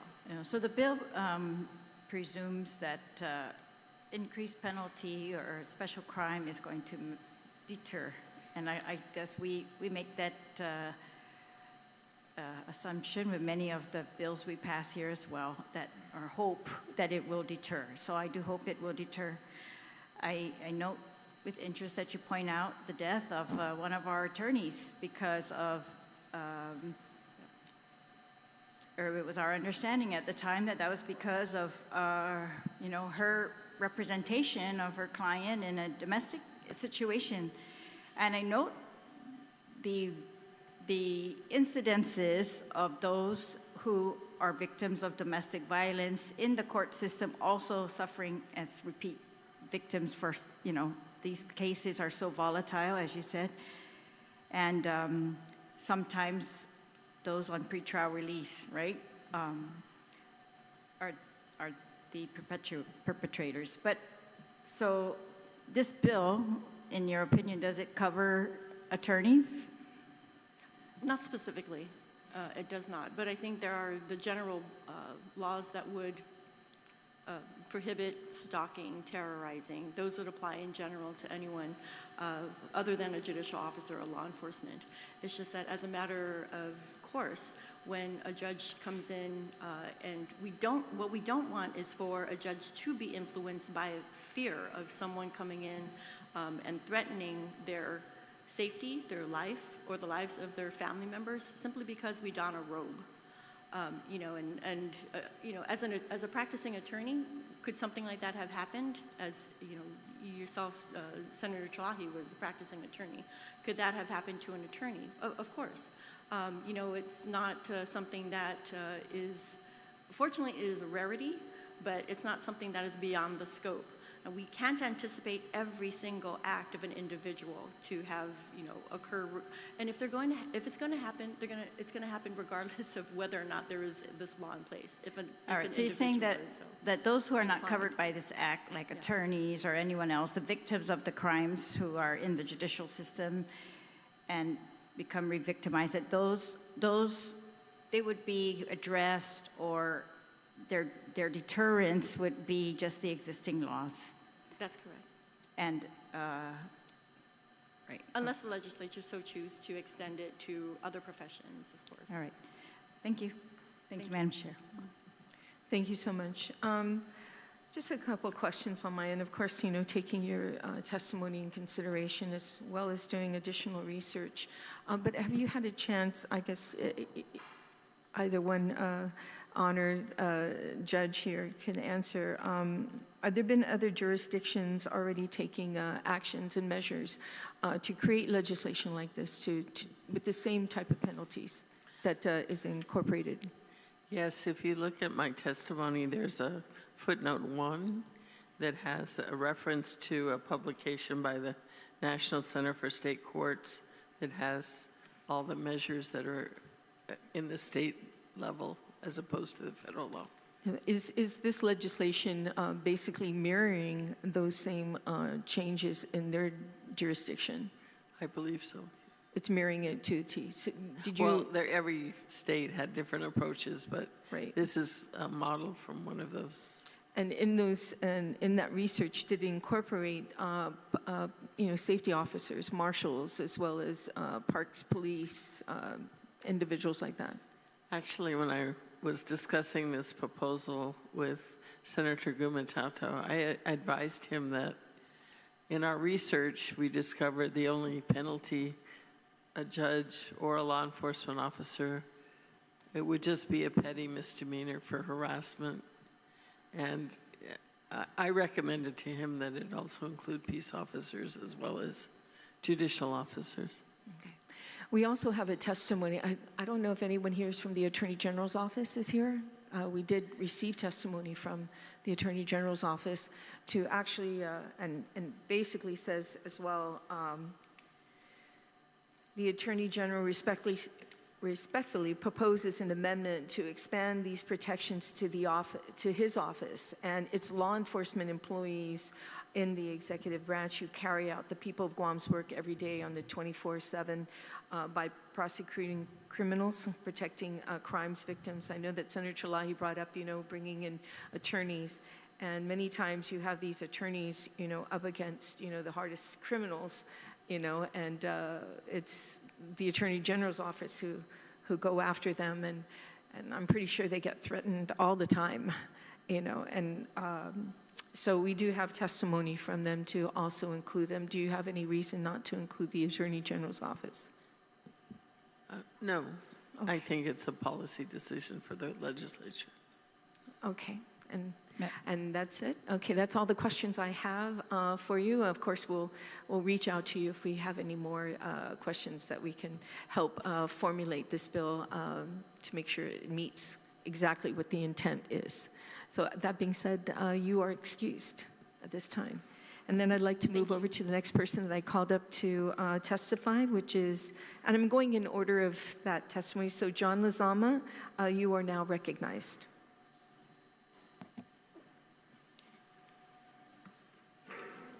Today, Madam Chair and members of the Committee on Economic Investment, Military Buildup, Regional Relations, Technology, Regulatory Affairs, Justice, Elections, and Retirement.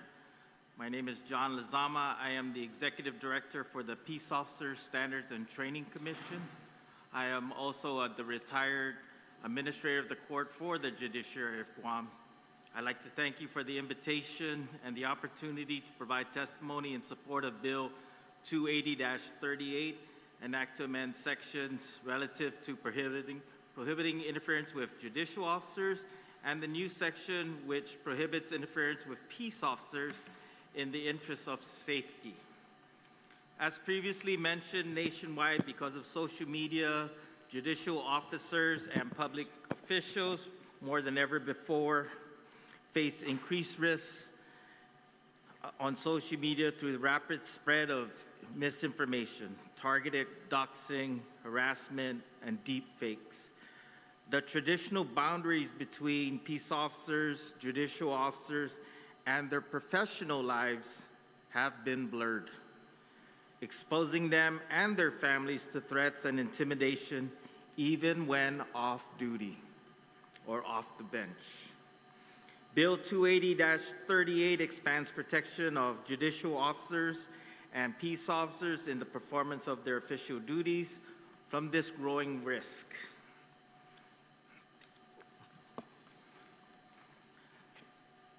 I would like to recommend an amendment to the legislation. If you look on page 6, line 10, under 55.70, where it says interfering with peace officers defined and published, under A, that the language or members of such officers' families be included to read as follows. Number 1, threaten or cause harm to such officer or members of such officer's family. Number 2, use force, threats, or deception against or towards such officer or members of such officer's family. Offers, conveys, or agrees to convey any benefit directly or indirectly upon such officer or members of such officer's family. So if you just include for 1 through 4 the language of such officer or such officer's family. When I originally looked at the bill that was provided, it did not have that. So we're looking at protecting the judicial officers, the peace officers, and more importantly, we're looking at protecting their families as well. So to be consistent within the bill, it's mentioned in the judicial officer, but it's not mentioned in the peace officers. So I just wanted to bring that to your attention. I also wanted to reference that the peace officers that are referenced here fall under Title 8, peace officer defined, but I would like to point out that Title 5, Chapter 63, Section 63711 defines wildland fire enforcement officers as peace officers as well.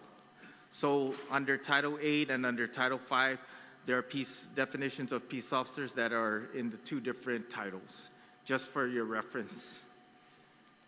But I support it, as previously mentioned, for the judges, the judicial officers that have testified and provided testimony. I am in support, and I would like to thank both Senator Gumataotao and Senator Tina Muña Barnes for introducing this legislation to protect our judicial officers and our peace officers, and more importantly, and their families.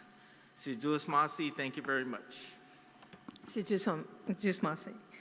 The next one that was called up to the table is Joseph Leon Guerrero. You are now recognized. Hafide, Madam Chair Taitague, Senator Terlaje, Senator Gumataotao. My name is Colonel Joseph J. Leon Guerrero, and I serve as the Deputy Chief Marshal of the Judiciary of Guam Marshals Division. I respectfully appear before you today to strongly support Bill number 28038, COR. As a sworn peace officer with about 35 years of service to the people of Guam and the justice system, I have seen how threats against judicial officers and peace officers can escalate from words and intimidation into real safety issues. This legislation is deliberate and necessary. Its purpose is to prevent violence before it occurs. According to preliminary Federal Bureau of Investigation, law enforcement officers killed and assaulted the Lioka data, as reported through the FBI Crime Data Explorer. During the first 5 months of 2026, 19 peace officers were feloniously killed in the line of duty. An additional 19 officers died in accidental line of duty incidents, and nearly 78% of officers feloniously killed were killed with firearms. These deaths occurred during routine duties, including traffic stops, arrests, patrols, prisoner transport responses to suspicious activity, and serving court orders. These national statistics highlight a clear point. Public safety personnel are often at risk during lawful routine duties. Guam should not wait for tragedy to occur before taking preventive measures. The lessons from these national trends should motivate this august body to act before similar situations affect our island community. Guam is not immune. In a recent June 2026 case just this month, an individual was charged with multiple felony counts of assault on a peace officer and related offenses after allegedly attacking several law enforcement officers during an arrest. That case serves as a local reminder that threats to peace officers are present and ongoing. Violence rarely starts with a physical attack. It usually begins earlier with threats, intimidation, stalking, retaliation, harassment, or the intentional use of personal information against public servants and their families. Details like a home address, phone number, family info, or online data can be used to intimidate, threaten, or improperly influence the judicial officer or possibly peace officers outside their workplace. Bill 280-38 COR addresses that risk at the appropriate moment before threats turn into violence. It establishes criminal responsibility for individuals who intentionally intimidate, harass, threaten, influence, retaliate against, or misuse personal information against judicial and peace officers. At the same time, it protects constitutional rights, lawful free speech, legitimate journalism, peaceful advocacy, and public discourse. The importance of these protections is shown by national tragedies. As mentioned by Judge Salas, in 2020, their family was attacked at their home, resulting in the death of their son Daniel and serious injuries to her husband. In 2023, Judge Andrew Wilkinson, Maryland jurist, was also murdered outside his house after a child custody ruling. These events demonstrate that retaliation against judges and justice officials can extend beyond their courtroom and into their personal lives. As the Deputy Chief Marshal, I believe judicial officers, peace officers, and their families deserve reasonable protection from those who use threats, intimidation, retaliation, or personal information to undermine the administration of justice. No public servant should have to fear that performing a lawful duty will put a target on their home, their spouse, or their children. For these reasons, I respectfully urge this committee and the esteemed body Legislatura in Guam to pass Bill number 280-38 COR. The measure is protective, narrowly tailored, constitutionally sound, and essentially provides protection to those responsible for administering justice and safeguarding the people of Guam. Jesus Masi, thank you. Thank you so much. And at this time, I'd like to also recognize who signed out. Danielle Rossetti, you are recognized, ma'am. Hafadang, good morning. Danielle Rossetti, Administrator of the Courts for the Judiciary of Guam. Madam Chair, Senator Taitague, and Senator Gumataotao. As Administrator of the Courts, I oversee the administrative operations of the Judiciary of Guam, including the Marshal Services Division, which is responsible for court security and the safety of our judicial officers, employees, jurors, court patrons, and visitors, as well as the Probation Services Division, who supervises criminal defendants brought before our courts. Across the country, courts are facing increasing concerns about threats, harassment, intimidation, and the public dissemination of personal information targeting judicial officers and other public officials. These risks not only endanger the individuals who serve in the judiciary, but also undermine public confidence in the fair and impartial administration of justice. As courts confront more frequent and sophisticated forms of doxing, online harassment, and targeted intimidation, the need for proactive and comprehensive protections has become critical. Each year, our courts manage thousands of cases spanning from criminal, civil, family, and juvenile matters. Each case brings its own procedural demands, sensitive facts, and often heightened emotions. The sheer volume and complexity of court proceedings require our judicial officers to make difficult decisions that can profoundly affect the lives of parties in each case and the community. Our deputy marshals must also ensure safety and order in our facilities while navigating unpredictable and sometimes volatile situations. Our probation officers who supervise and have regular interactions with criminal defendants also face similar volatile situations. Bill number 280-38 COR provides an important tool to address this growing concern by establishing clear safeguards that help ensure judicial officers and our law enforcement officers from our marshals and probation divisions can perform their duties free from fear, coercion, or undue influence. I would also like to note that the judiciary does not anticipate any additional funding requirements as a result of this legislation. The bill creates criminal penalties for certain conduct, and no additional appropriation is necessary solely for the implementation of this measure. For these reasons, I respectfully support and urge that Bill number 280-38 move forward, and thank the legislature for its consideration of this important measure. and especially want to thank the bill's sponsors, Senator Shawn Gumataotao, my former colleague, and Senator Tina Muña Barnes. Thank you, and Sijus Masi. Sijus Masi, Danielle. And next, we'd like to recognize Vince Napati.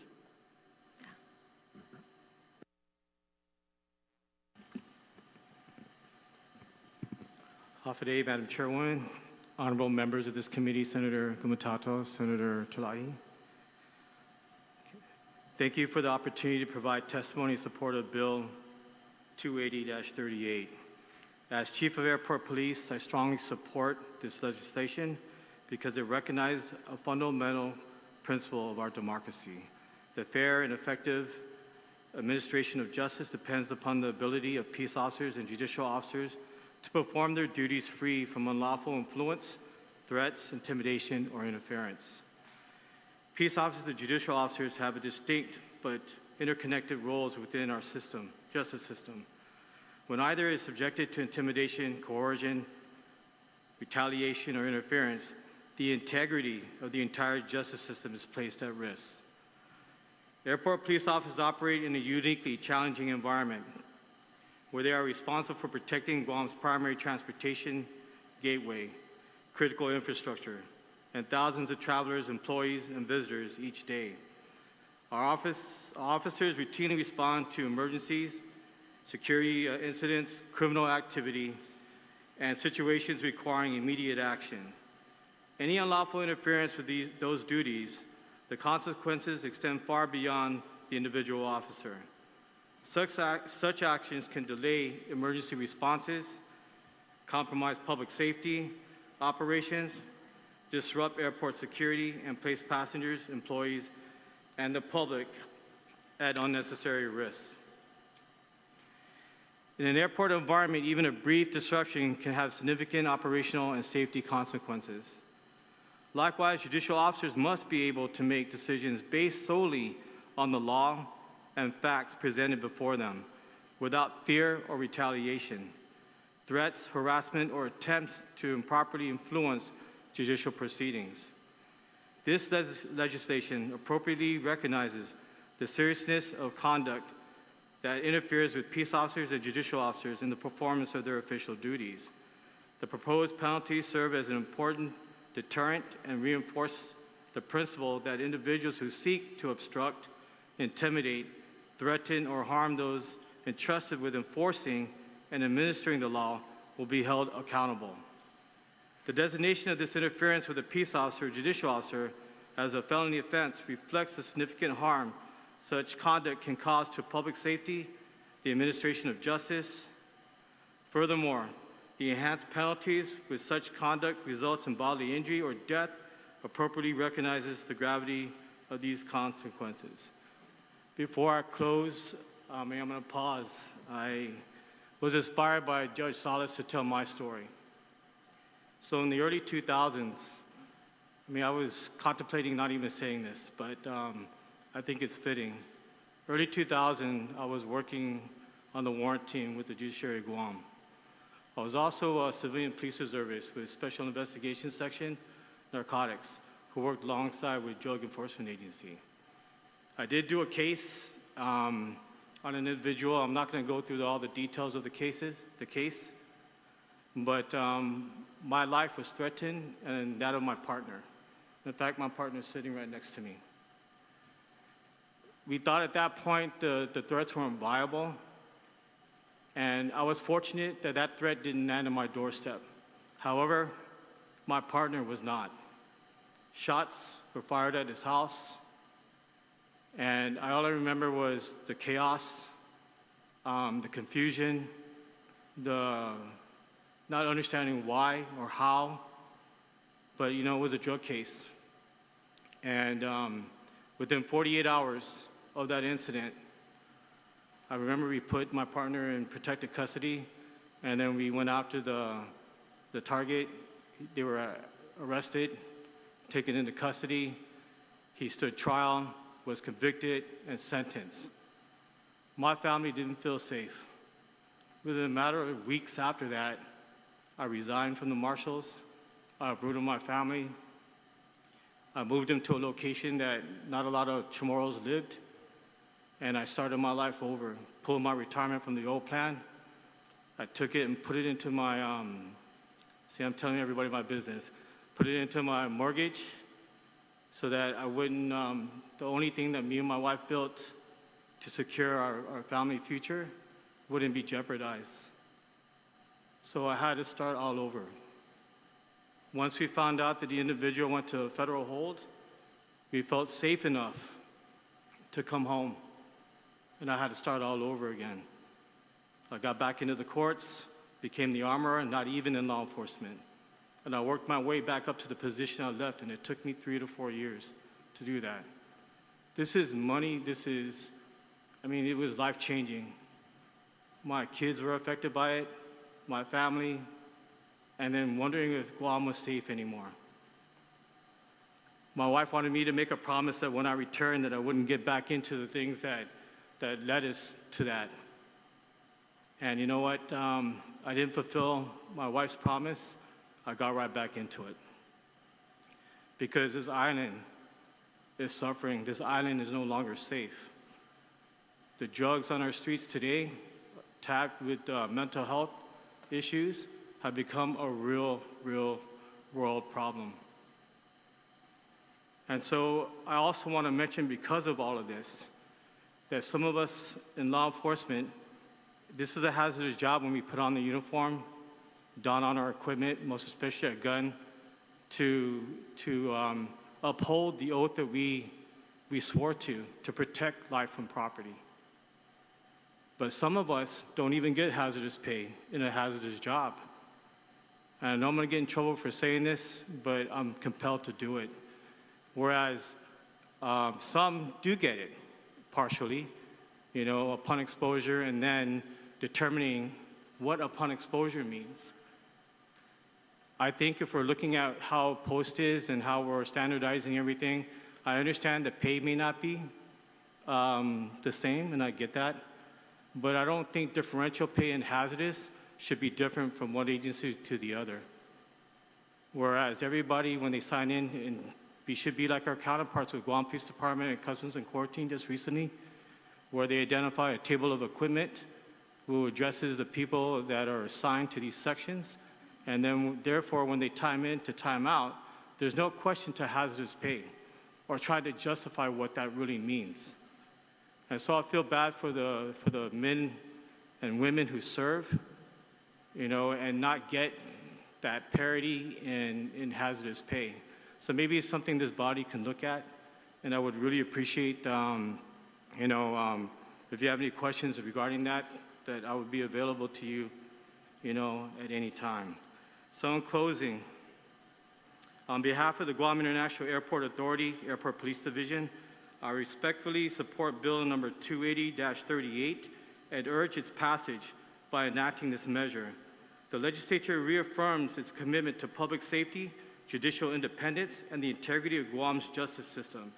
It sends a clear message to those who dedicate their careers to enforcing the law and administering justice, deserve to perform their duties free from intimidation, coercion, threats, and unlawful interference. Thank you for the opportunity to testify, and I'm available to answer any questions you may have. Thank you, Vince, for the testimony and sharing your story with the public. Okay. At this time, I'd like to also recognize Therese Tayama. Please, ma'am, you are now recognized.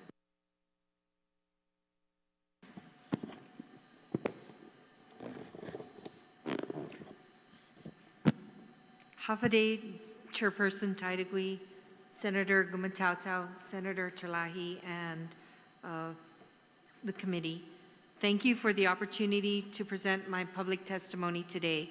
I am writing in strong support of the intent behind Bill number 280-38, which seeks to establish critical legal safeguards prohibiting interference with judicial and peace officers in the interest of public safety. However, I am here to urgently request that this committee adopt an essential amendment to the bill, which is the inclusion of correction social workers under these protections. The reality of the situation is that correction social workers are also frontline staff. while peace officers and judicial officers face undeniable risks. Corrections social workers at the Department of Corrections operate in the same exact hazardous environment, carrying out complex and vital duties. As outlined in the Department of Administration's position description for a corrections social worker, we are professionals who perform the full range of complex casework directly within the correctional institution. Our daily essential functions require constant direct contact and interaction with incarcerated persons. We conduct on-the-spot counseling, interview inmates to obtain social and criminal histories, evaluate eligibility for special programs such as work release, education release, and directly counsel inmates both individually and in groups to promote institutional adjustment. Furthermore, we guide, assist, and supervise inmates during field activities and excursions, oftentimes filling in for the security shortage during treatment programs. By the very nature of this class of work, corrections social workers must maintain an objective, emotionally stable attitude in highly distressing situations. We do not work behind protected glass. We operate face-to-face with prison population, making us equally vulnerable to threats, physical obstruction, and violent interference. The environment within the correctional facility is inherently stressful, and civilian corrections social workers share equitable risks with security personnel. Corrections social workers are constantly exposed to a high-pressure environment that is characterized by the individuals with these strict rules, strict classification guidelines, and potential hostility from the inmates. We face severe daily stressors, including exposure to trauma, as the rest of the judicial officers have stated. We frequently witness and respond to traumatic events, violence, self-harm, and suicide attempts. Just last week, there was a distress call to Post 8 in the female unit. We are also exposed to interaction vulnerabilities. We manage their challenging behaviors and have to navigate through their volatile tactics and coercion, and we deal directly with inmate hostility. There are also systemic pressures. Working under a persistent staffing crisis and budget constraints, we also experience burnout, PTSD, and anxiety. To safeguard public safety and ensure the effective delivery of rehabilitative services, we must legally deter inmates or outside individuals from interfering with a corrections social worker's duties. When an inmate interferes with a social worker trying to perform a crisis intervention, elevate a violent profile, or execute a treatment plan, institutional safety as a whole is compromised. Amending Bill number 280-38 to protect corrections social workers aligns with national shifts in recognizing the vulnerabilities of non-uniformed correctional staff. Nationally, organizations like the National Association of Social Workers advocate heavily for workplace safety legislation, asserting that social workers in host settings like prisons require stringent statutory protections and specialized safety protocols comparable to law enforcement. In many jurisdictions also across the United States, statutes defining interference with public duties or assault on a public servant broadline the language to protect any employee of a correctional facility, recognizing that a weapon or an act of violence makes no distinction between a badge and a clipboard. The dangers corrections social workers face are not theoretical. There's an incident in Connecticut at the Corrigan Correctional Institute in Uncasville, where a clinical social worker at the prison was attacked by an inmate inside her office during a private meeting. The inmate blocked her, forcibly grabbed her, and attempted to sexually assault her. She was forced to physically fend off the attack until corrections officers could respond. This highlights how vulnerable we are during these confidential one-on-one sessions. We've also been sexually assaulted and harassed by having inmates pull out their personal, putting us in a very compromising and vulnerable situation during these sessions where they may pull out their private parts and expose us to such a thing with threats. If an individual attempts to physically block, intimidate, or violently interfere with a corrections social worker performing their lawful duties, the law must treat this offense with the same gravity as interfering with a peace officer. Casework and security are two sides of the same coin. Security provides control, while casework provides the treatment and rehabilitation necessary for true public safety. I respectfully ask this committee to amend Bill number 280-38 to ensure the additions to Title IX of the Guam Code annotated explicitly to cover corrections social workers alongside judicial and peace officers. Protecting those who work to rehabilitate our institutionalized population is a fundamental component of protecting Guam as a whole. I want to thank you, Sizus Maasi, for your time, leadership, and for consideration of this crucial amendment. Thank you. Sizus Maasi, Therese, thank you so much for being here.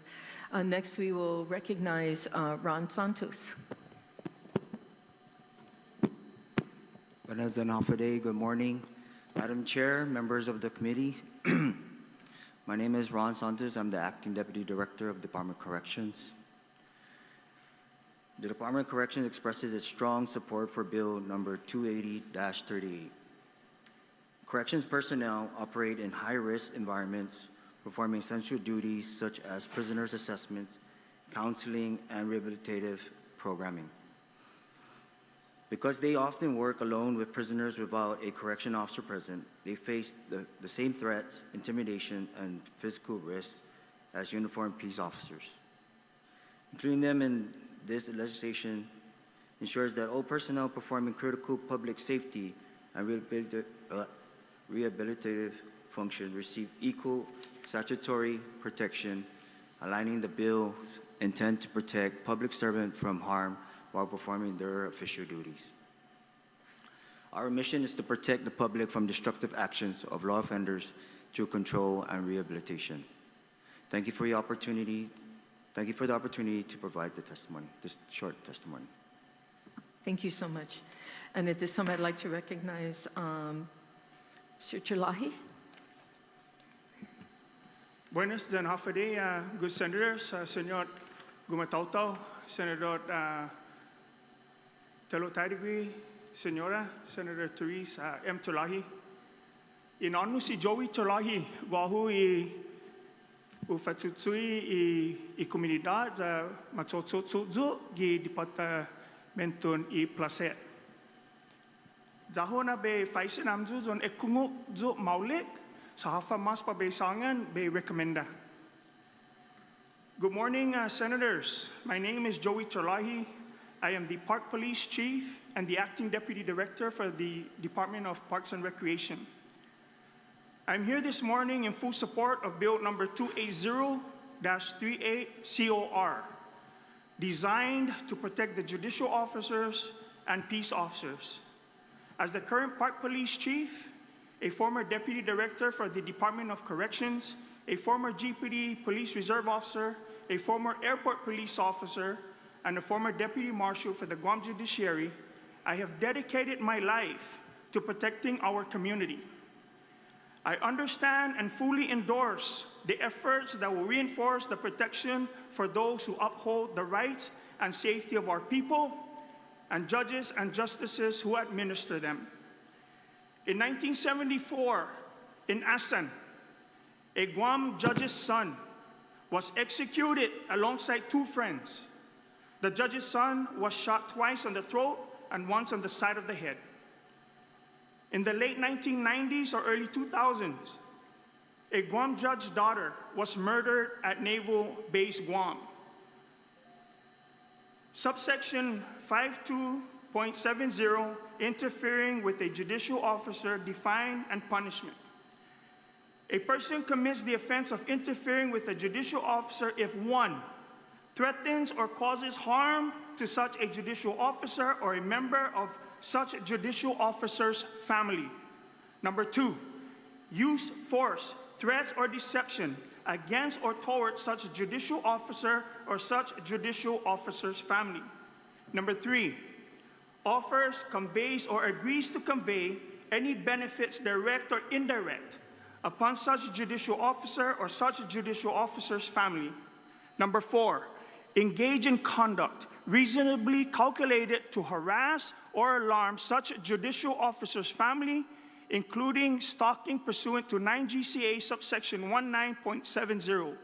And 5, dissemination through any means, including by posting on the internet the judicial officer or the judicial officer's family's personal information. Personal information includes a home address, home or mobile telephone number, personal email address, social security number, tax identification number, checking or savings account number, marital status, or identity of a child under 18 years of age. While part of this initiative is specifically for the protection of the judicial officer's family, I strongly and with great respect request this body and add to this initiative and have it applied equally to the peace officers' families. I say this because peace officers face the same dangers as a judge or a justice due to enforcement actions and high-risk duties, for example, undercover work, narcotics enforcement, and high-profile cases. To reduce the collateral damage to the peace officer, I firmly believe that a part of this initiative should include their families. Protecting their families' well-being ensures that the officer can respond effectively without unwanted personal risk. In closing, in the interest of public safety, please consider adding to Chapter 55 of Title IX, Guam Code Annotated, relative to prohibiting interfering with a peace officer. Si Diyos masi. Thank you. Si Diyos masi, Mr. Terlaje.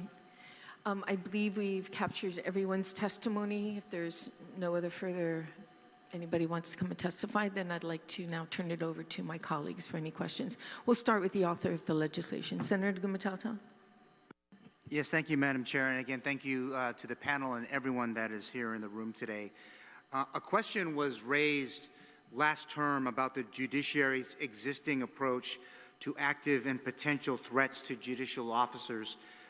Can you, if anyone on the panel, perhaps Joe, can you describe how the judiciary in recent years has addressed threats that are made against Guam's judicial officers, their families, and other employees of our sister branch?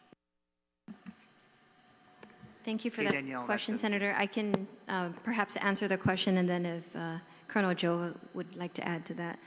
I think every day we strive to provide safety and security in our courthouses and with our judicial officers. And as part of our court security measures and in protecting our principals, the Marshal Services Division under the leadership of our Chief Marshal, and of course with our deputies and our Chief Deputy, have and continue to take active security measures, behind the scenes before matters are brought into the courthouses. So I won't go into detail about what those security measures are, but I can say that we have proactively continued to ensure that when members of the public who have cases before our courts in non-criminal matters, and when detainees are being brought from the Department of Corrections, they have that communication with each of those respective agencies to see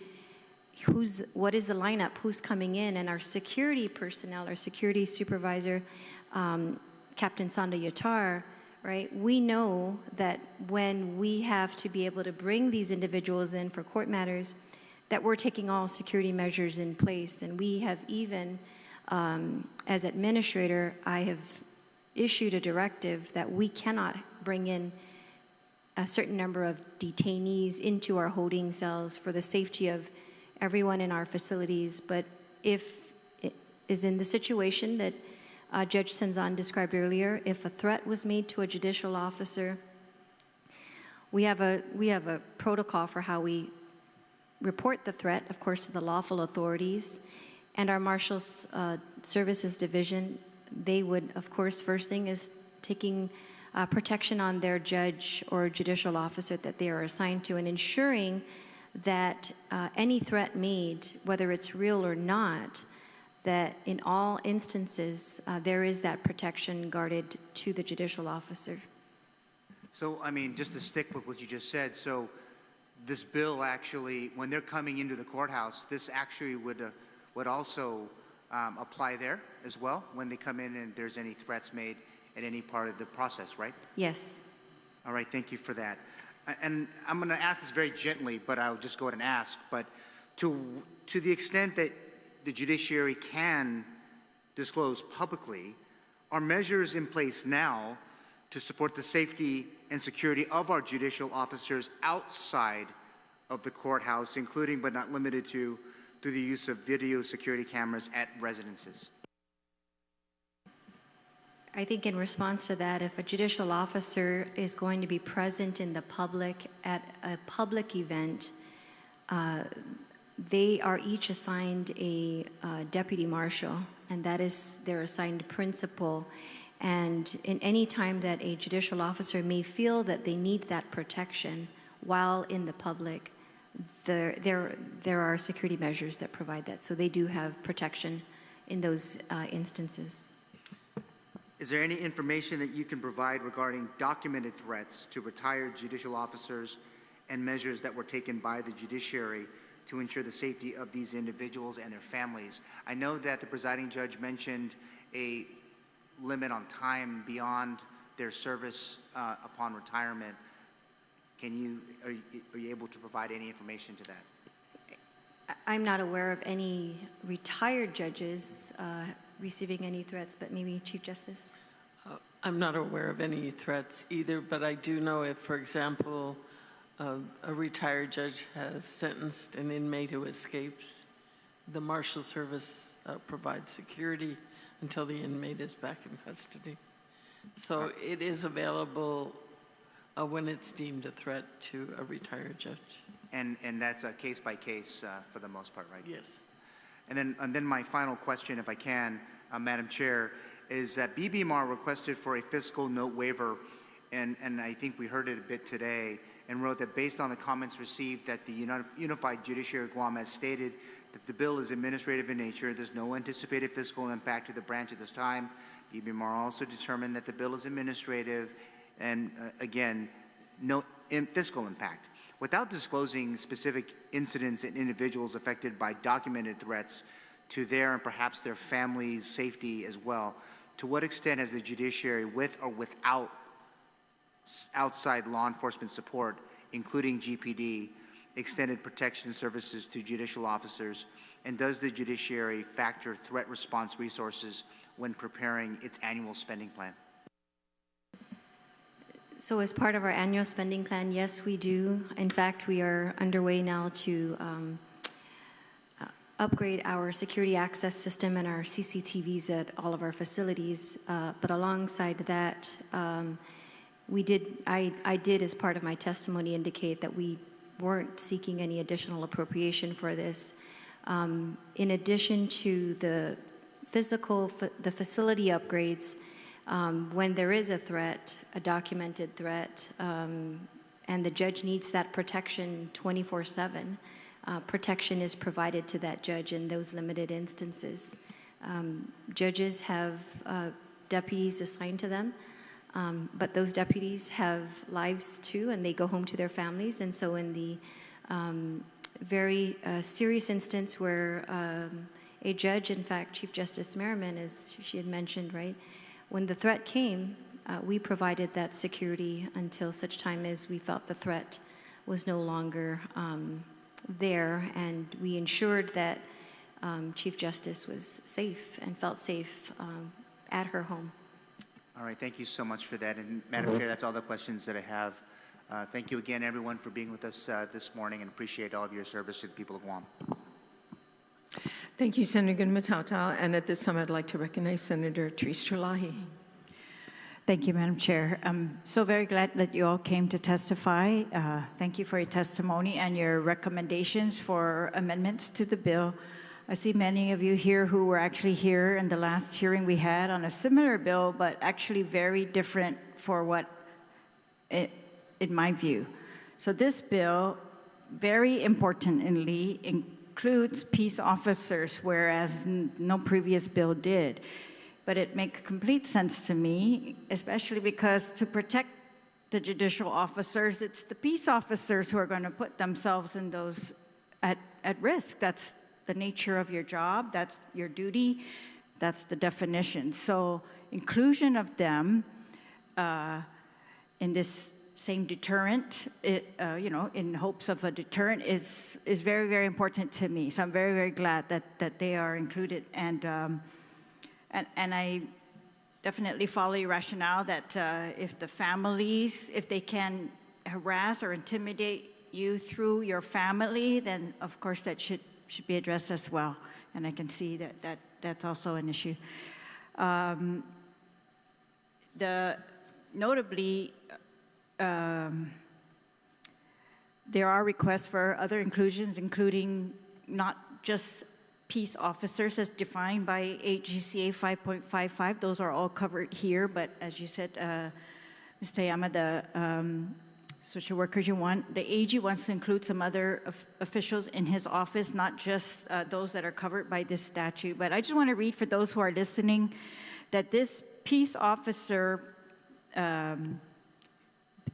as defined in this bill, means all municipal mayors, vice mayors, chief of police, and officers of GPD, DOC director, correction and parole officers, and rehabilitative personnel of DOC as designated by the director.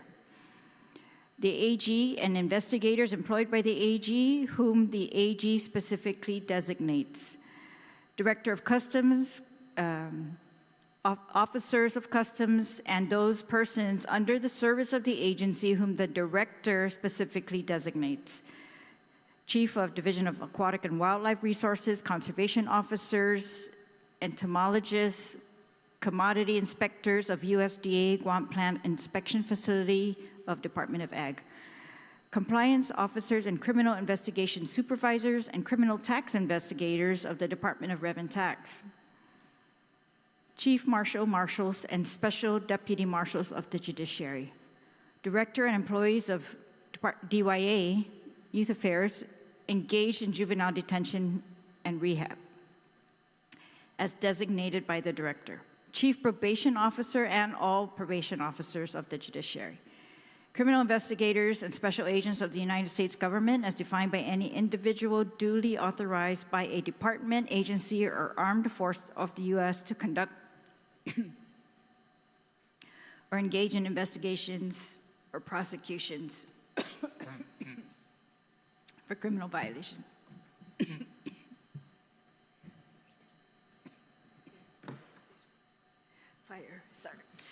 Fire personnel, when engaged in the enforcement of fire prevention code, an arson investigator and those designated by the fire chief of the Guam Fire Department, the chief of Guam Airport Police and all airport police officers, the chief and all of the Jose D. Leonguerrero Guam Port Authority police officers, and the chief and all park patrol officers of the Department of Parks and Recreations. Madam Chair. Sorry. You want to take a little break and all? I think I was just yelling earlier, but Okay. when I was waving. But I just want to thank you. I'm done. I just want to say thank you for your testimony, especially sharing personal details of it, really sharing and making it real, the experiences that you all go through. So I think those are very important. Thank you, Chief Justice, for your recommendation that these peace officers be included in this bill. Thank you, Senator Terlaje. A lot of the questions were asked, and I earlier and answered, but I do have a question. You know, when I was listening to your testimony, Mr. Napati, with regards to your situation, and then it made me think about the bill itself, how it says that a judicial officer's family means a judicial officer's spouse, son, daughter, son-in-law, daughter-in-law, sibling, parent, and any other relative who lives in the judicial officer's household. Now, if these people are intended to harass or threaten any of our peace officers, they're not going to stop at that person's house, they're going to go and look for, family members. I mean, there's nothing worse than having your own child being threatened. But what if they don't live at your, majority of the kids move out of the home and try to make a life for themselves. But what if they don't live there? You're still going after the family member of that peace officer or that judicial employee. So I don't understand why we have to say that they live there, in the house. So if I were to make an amendment, do you have any objections to that, whether they live in the household or not? Mr. Napati, I'll start with you. Yeah, thank you for that, Senator. I wouldn't object to that amendment. In fact, I would praise the amendment. Currently, right now, like my situation when that happened to me, my kids were young. They lived with me. Now they're apart. I still do the same thing. In fact, my sons are all in it. In fact, my son is a deputy marshal now. And so I would agree to that amendment. Mm-hmm. And I wanted you to know that I fully support the family side because my family was directly, affected by it. And it took a long time for my family to recoup. And then even to come back to the island that they once felt was safe. So I do agree with it. Your recommendation would be satisfying to all of us. Thank you so much for that. And then it just made me think about it on your testimony, so I appreciate that. Judge Merriman, do you have any objections to that, including anyone else sitting here? Okay. Other than that, there's a lot of information that was provided today, and I greatly appreciate your time and testimony. Definitely your personal experiences, too, that was brought forth for the public. It's not easy at all to bring up those things. So at this time, I'd like to conclude this public hearing on Bill 280-38. Oh, would you like to close? Okay, sorry about that. Senator Gumataotao, you recognize to close. Yes, thank you again, Madam Chair, for holding this public hearing on Bill 280-38 COR. And again, my challenge to our colleagues that are here, not in attendance or may have long left the hearing since it began, and not a member of the Committee on Justice, I urge you all to provide your input in the coming days as outlined in our rules back to this committee. I ask you to send an email to Senator Telo at gmail.com with your respective input and recommended changes to make Bill 280-38 better, as many have made a point on the floor to say on numerous occasions. Again, even if you're against the bill, I would ask you to send that also to this committee.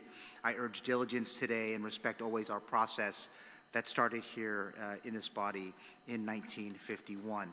Madam Chair, Bill 280, if approved, is a proactive public policy. It responds to a reality where judicial officers, those who are responsible for interpreting and applying the law equitably, operate in a more dangerous time in our history. Feedback on this matter from 2024 and today in 2026 informs us that attacks on judicial officers and their sisters and brothers across our public safety and law enforcement community is real. These threats are aimed at intimidating or worse, inflicting harm on our judicial officers and peace officers for doing their job. This important work is fundamental to preserving our democracy and sustaining the rule of law. Administering justice is not meant to be easy and without its own risks. However, we as legislators must do our part to establish a policy that understands that judicial officers should decide cases and peace officers should maintain law and order without fear of retaliation or harassment. Madam Chair, attacks including threats to the safety of our judicial officers and our peace officers have far-reaching effects on our island community. When bad actors know that they can influence or intimidate judges, justices, police officers, marshals, probation officers, corrections officers, and other members of our public safety and law enforcement community, who then will administer justice? Who then will we call for help? I look forward to working closely with the Committee on Justice and you, Madam Chair, during the markup process as we move Bill 280 through our legislative process. And again, thank you again, Madam Chair, colleagues, and stakeholders for your attendance and participation in today's hearing. Thank you. You're very welcome. And if there's no other further questions or comments, this concludes our discussion on Bill 2280-30 COR. You're excused from this. The next bill that we are going to recognize is Bill number 324-38 COR, which is introduced by myself.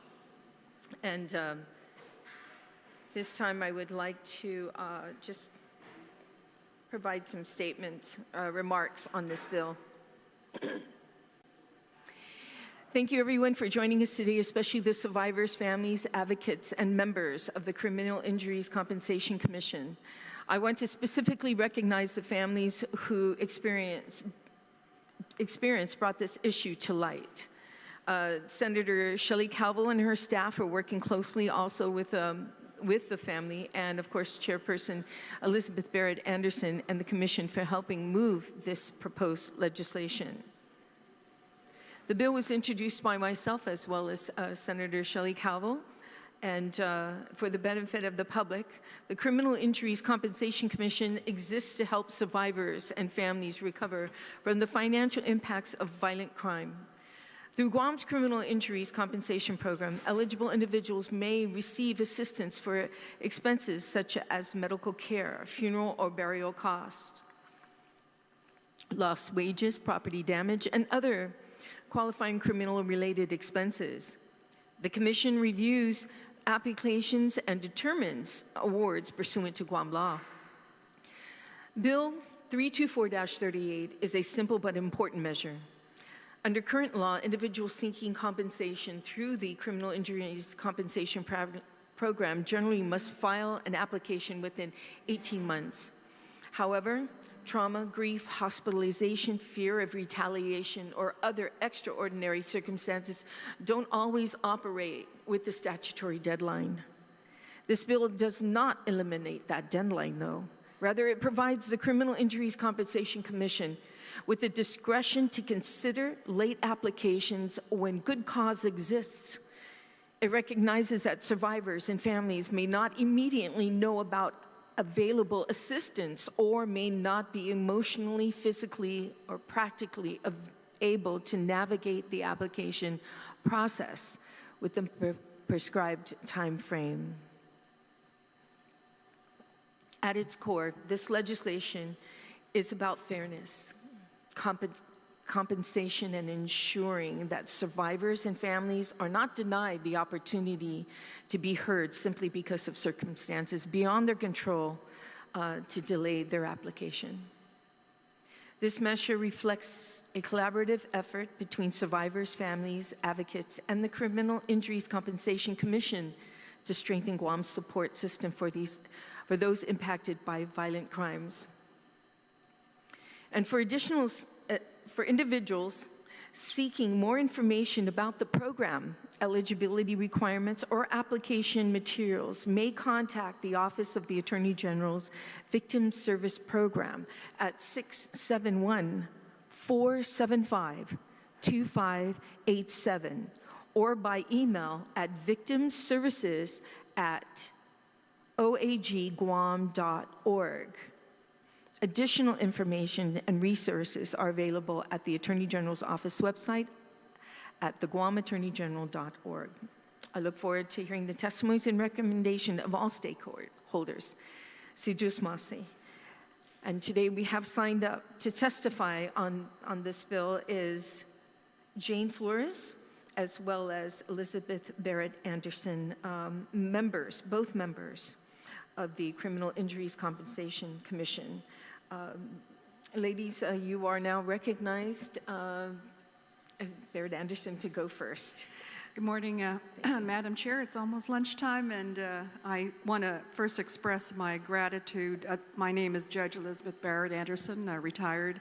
I am the current chair of the Criminal Injuries Compensation Commission, and I want to express my appreciation to yourself, Senator Shelly Calvo, Senator Therese Terlaje, Tina Rose Muña Barnes, Tony Atta, Chris Barnett, and Joe San Agustin for co-sponsoring this bill with you.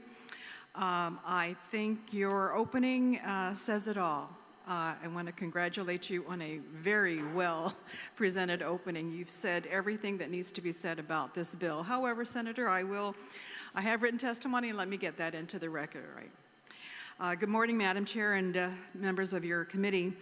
On behalf of Commissioner Dr. Lisa Flores and Commissioner Jane Flores, who is to my right, I appear before you today in support of Bill 324-38, an act to provide good cause exceptions to the statute of limitations involving applications of victims of crime for compensation. The Commission has determined that rejecting applications solely on the 18th month statute of limitations can result in unjust outcomes.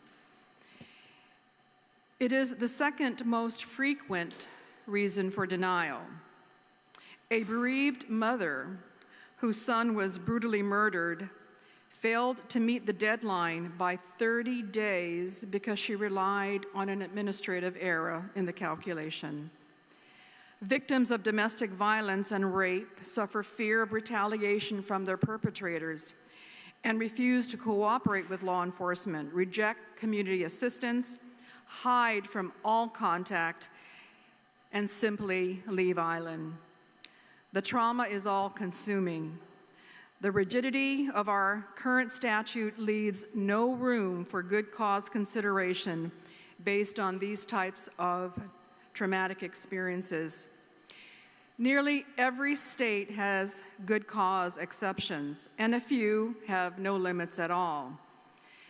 They find that very few come in to apply after what used to be the time limit, and that those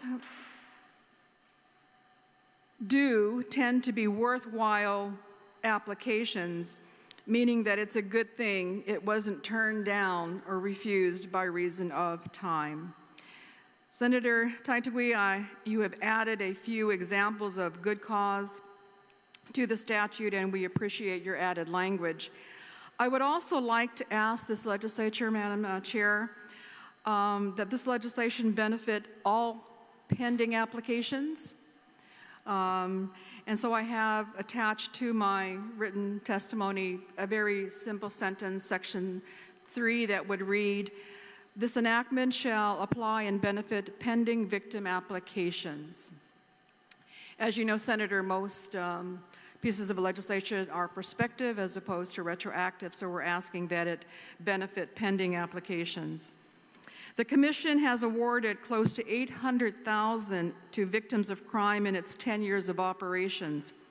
This effort was made possible because lawmakers, as yourselves, have supported the legal foundation of our work. We call upon this body once again to give the Commission the authority to consider fairness and equity in reviewing applications. Thank you very much. Thank you so much, Barrett Anderson. And now we would like to recognize Jane Flores. Thank you, Senator Taitague and Senator Gumataotao. I first want to say that it is an honor and it is humbling to have been appointed a commissioner on the Criminal Injuries Compensation Commission, and so I thank you for your confidence in me. Being a victim of violent crime is traumatizing. I think we can all agree on that. And the act of applying for compensation can be re-traumatizing. And as we commissioners are well aware of, we try to make this process as smooth as possible because of that. Still, at my first hearing as a commissioner, there were tears, there was frustration, and there was a sense of vulnerability from these applicants that no matter the time frame, the trauma of being a crime victim or of being the relative of a crime victim or someone who in your family was murdered or beaten, no time can erase that trauma. So whatever we as commissioners can do to alleviate those feelings, we try to do. This bill will go a long way toward making this process less traumatic if we can apply the good cause exemption to the deadline for applications. And I thank you, Senator Taitague, and all of the senators for quick response for this bill, Senator Calvo and the rest of the senators as well. Thank you. You're very welcome. And thank you too. And again, I'll recognize those who also co-sponsored on this legislation as well. Thank you for, recognizing them. I did want to note for the record and those who are listening that we did receive testimony from the Attorney General's office. And in his testimony at the very beginning, I'm just going to read the first paragraph off today. The testimony submitted by the elected Attorney General of Guam on behalf of our client, we the people of Guam. And I strongly support Bill number 324-38, which is, would allow the Criminal Injuries Compensation CICC to consider applications filed beyond the current statutory deadline when the crime victims demonstrates good cause for the delay. So I'm sure there's other information that's on this. I think you had an opportunity to review it. And if there's any additional amendments you would like to make, or if you'd like to comment on what you read so far into the record, but we will, go ahead. I'm so appreciative that the Attorney General is in support of this piece of legislation. And I did get a copy of his testimony. He is making a recommendation, and I'd like to be able to provide written comment to yourself and to the Attorney General with regard to an addition that he has recommended. Okay, and we will look forward to that additional testimony regarding that. At this time, I'd like to recognize my colleague, Senator Gumataotao, for any questions that you may have. Yes, thank you, Madam Chair. I only have a few questions, and again, thank you to the panel for being with us this morning. I know that BBMR said that the measure is administrative in nature, but when we think about the kind of work that it takes to go into good cause claims, is it going to need a little bit more, do you think? It's not a monetary concern. It's a factual determination that we will inquire as to why a victim missed the 18 months. In my testimony, I gave a very recent example of an administrative error, and it was no fault of the victim. So things like that, it could be situations where someone has left Guam. They were so traumatized by a rape or a domestic violence incident, they want safety. They leave Guam, but eventually come back home. But they still have medical bills at Guam Memorial Hospital or GRMC that those hospitals will still go after them for. And the good cause would allow us to consider those kinds of situations. Thank you for that.